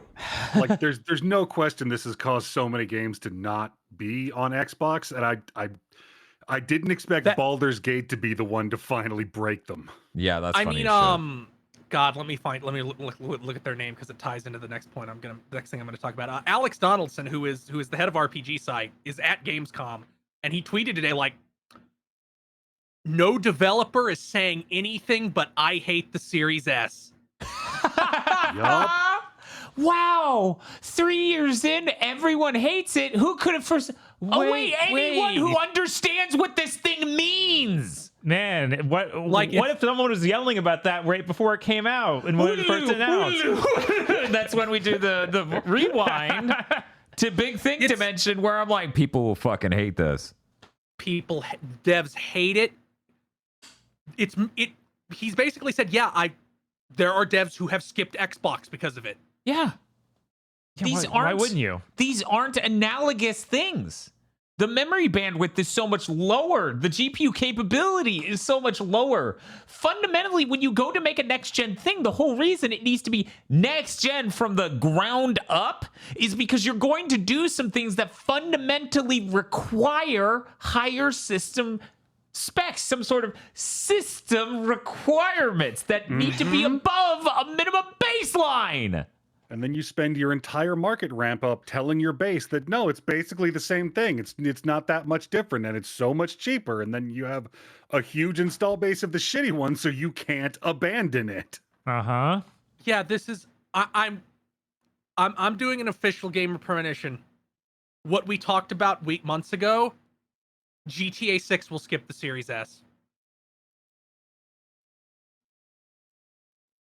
Man, I wonder if they'll let them. That's less likely now that the seal's been broken on. You can just make a worse version. Now that the seal has been broken, we're gonna see. I'm willing to bet we'll see a lot more. The Series S version is just worse, and I think they will want to avoid pulling that trigger of a game can skip the Series S. But if GTA 6 is like, we're skipping the Series S or we're not shipping on Xbox, there's no way they won't kneel. Right. Like, Rockstar's powerful. They could be like, here's what's happening. We're skipping the Series S, or you're saying you made the Series S version, because we aren't dealing with any human talking about that version of that game ever. Yeah, and the RPG site guys thread even addressed like, you can demand shit like this when you have a huge market share. Right, and they Xbox absolutely don't. doesn't. They engineered the worst possible situation for themselves on every conceivable level. The Series S didn't increase their market share. No. It didn't significantly increase Game Pass subs. No. It didn't cost less to produce. They lost more money on it than the Series X. And that's even talking about things you could build out in a way where you can show exactly what you lost on making the individual unit. Imagine how much they lost making 2 SKUs at once. Mm-hmm. There's an economies of scale thing. There's a mind share time, everything else. Yeah. And they also cost all of these developers all of that time too. It's funny because I've seen some people who are positive on the Series S be like, oh, the PS5 Pro is going to complicate development so much. I'm like, what? The one that goes more powerful will be easier to contend with than the one that's way weaker? What? Like, and if what Microsoft and Activision executives were saying at that FTC thing are accurate, and you know, it already pretty much seems like it is, considering the PS5 has been on fire sales in places for a while. In a month, month at least, maybe 2 months at most, the Series S is going to be $350 and a PS5 is going to be $400. I mean, the PS5 that's already analogous is $400. Yeah, but the real PS5 will be $400. Who knows how much the diskless one will be, assuming it even still exists. I assume it will exist because the whole idea is they're making one SKU now that you buy the disk drive for, theoretically, based on leaks, and just slot it in. That leak, the footage we saw did not show like a detachable disk drive, unless it's part of the blade, which I guess it could be. Yeah, it is. Right. But, yeah, the separation they starts showed it? at the disk drive, if you notice in the footage. Oh, I did not see it could it. easily just be it comes with the flat one, or if you got the special version. Now you won't even have a price advantage.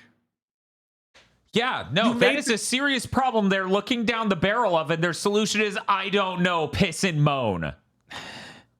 They don't make any radical moves over at Microsoft to incentivize people to come over to their platform. You still have to pay to play online. Mm-hmm. There aren't radical features we're getting using their box instead of Sony's. It's so frustrating. Game Pass. That's it. That's everything. Sony has their own Game Pass. No, it's different. Yeah, but they don't market it as much because they make actual games. So. Oh, yeah. One other really stupid thing Phil said this week. Oh, okay, sure. Yeah, go ahead. He was like, I just don't know. We were looking for, I wish that those games wouldn't be not playable after the store for Xbox 360 shuts down next year. It's like, dude, you're in charge. What do you mean you wish you could fix that? You could just not shut down the store. And the journalist didn't pull the gun out and shoot him in the abdomen? No, that wasn't in the interview.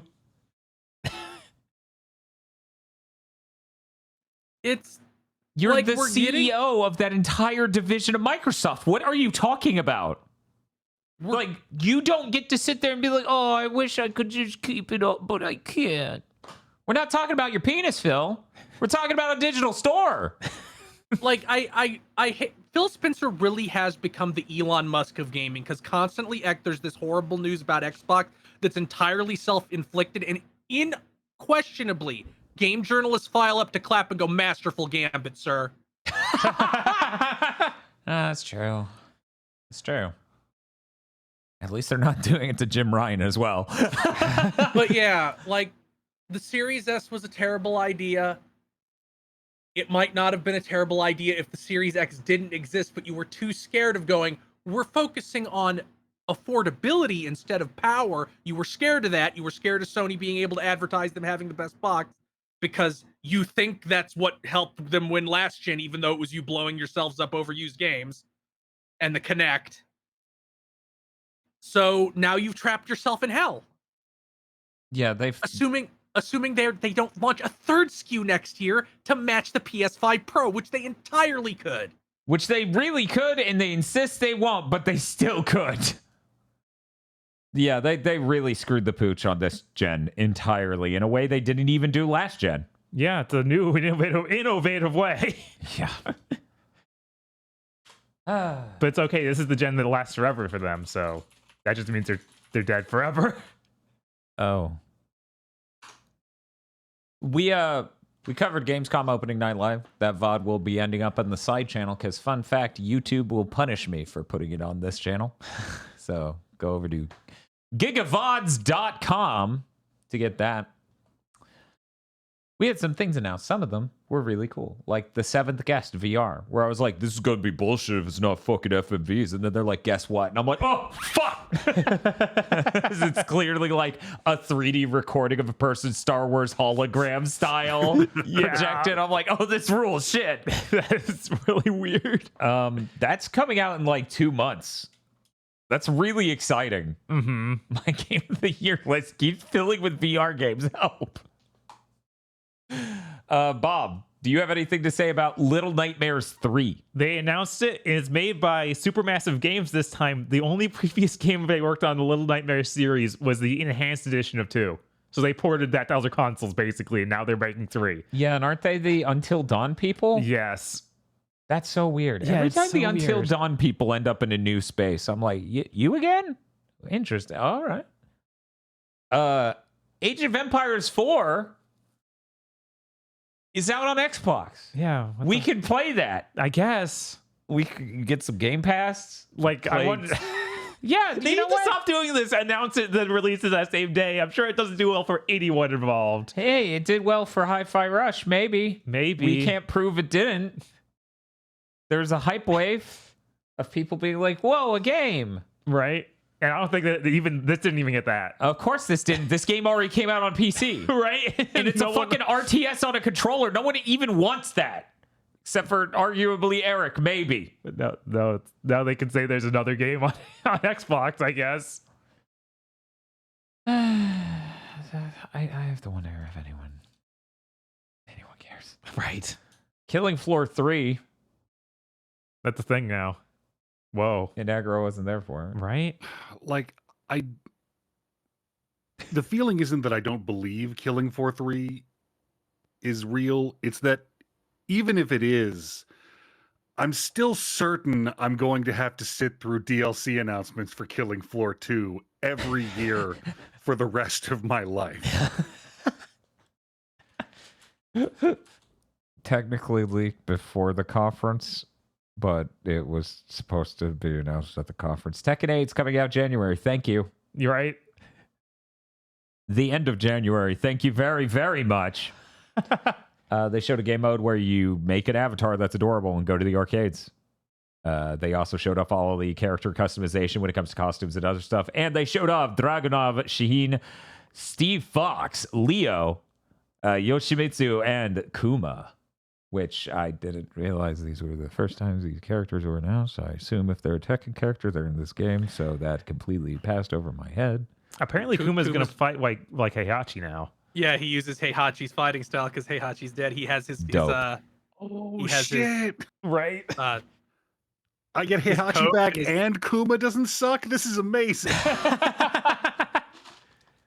he has like his jacket and he's using his sash as a headband. That's really good.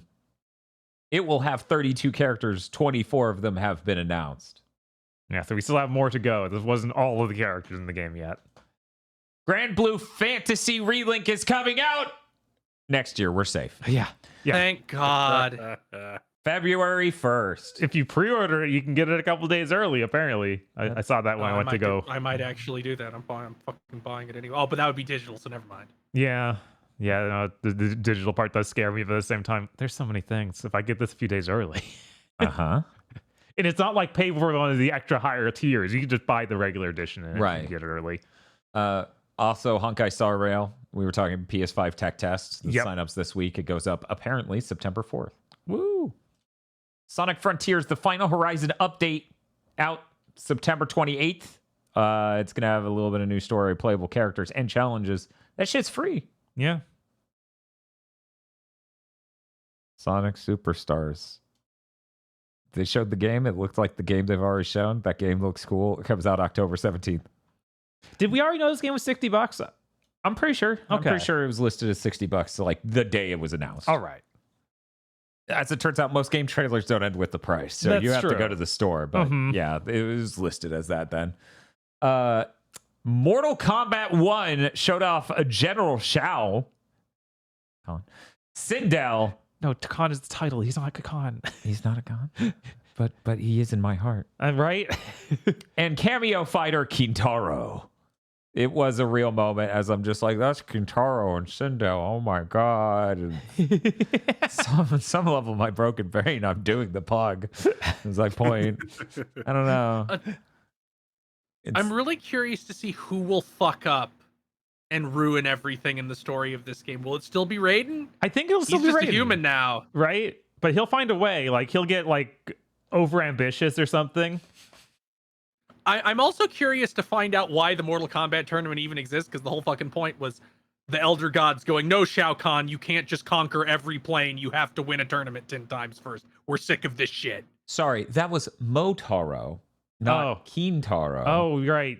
My Kintaro bad. has the leopard print, or Yes. panther, or Yeah, he's the more cat-looking one. right. And Motaro apparently we is skipped over Shujinko, which was in there somewhere.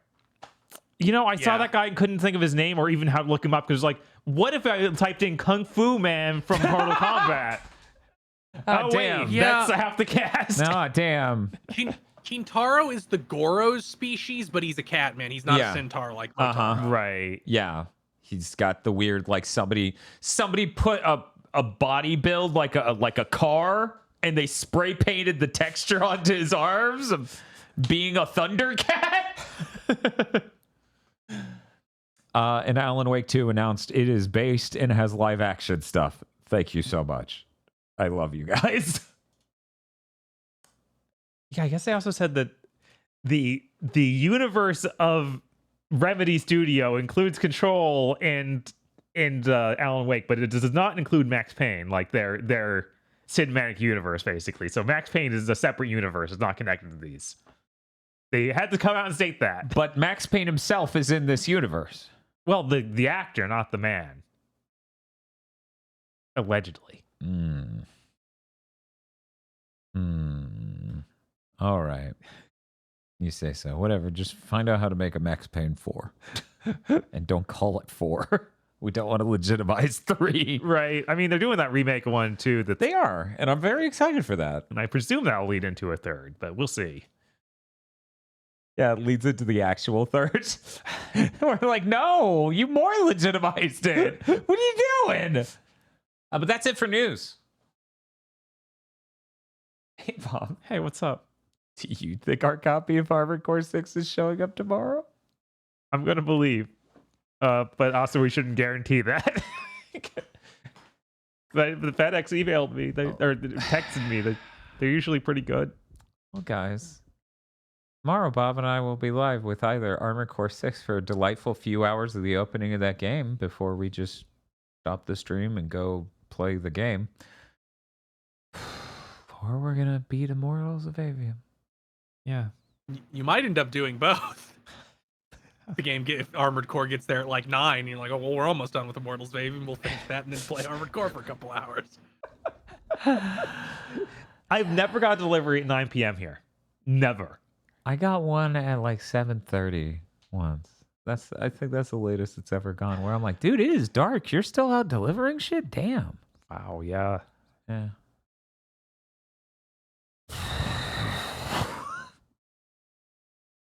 Hey, Aggro. What are Hey. you doing over the next week? My FedEx tracking information just updated to say that it's showing up tomorrow.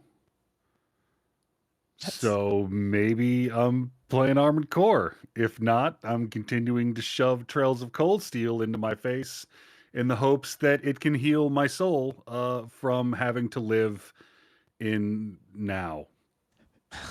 Don't forget to pick up Trails of Cold Steel 2 on PSN while it's still on sale. Chris is like convincing Aggro to get one of those like season passes, but it's to a buffet. It's on discount. You got to get it now. Hey, Chris, what are you doing over the next week? I'll stream something. I have no fucking idea what. Is your copy of Armored Core 6 showing up tomorrow? Yes, there was never any question of my copy showing up tomorrow. Good for you. Although it does say arriving tomorrow by 8, and I expect to get it sometimes around 8. For anyone who's curious, I think all 4 of us got the Walmart sale they did on accident, where it was less than $50 before tax. Right. So now you know. Now you know why people because some of us never rely on that sort of system. We'll like go to a store and buy it or get it digitally too. But yeah, with gaming's really expensive. Yeah, gaming's really expensive. There's a lot of games this year, too. Thank God Square Enix gave us those codes. Save us a little bit of money over here at least.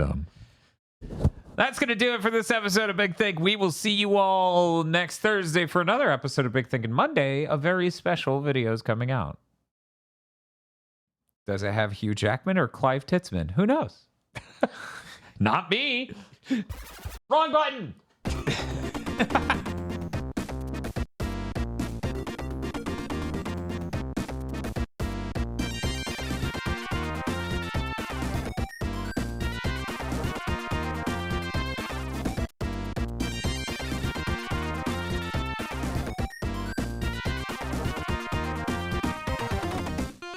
Thank you very much for listening to this episode of Big Think Dimension. Big Think Dimension is only possible because of viewer support, which you can do over at patreon.com/gbpodcast. If you sign up now, you in fact can watch the movie Isolation 119, a very touching movie about a man getting a tax break while looking into the injuring of his brother. You can also get commentary tracks like for Wolverine films and other stuff that I can't think about right now. That's patreon.com/gbpodcast.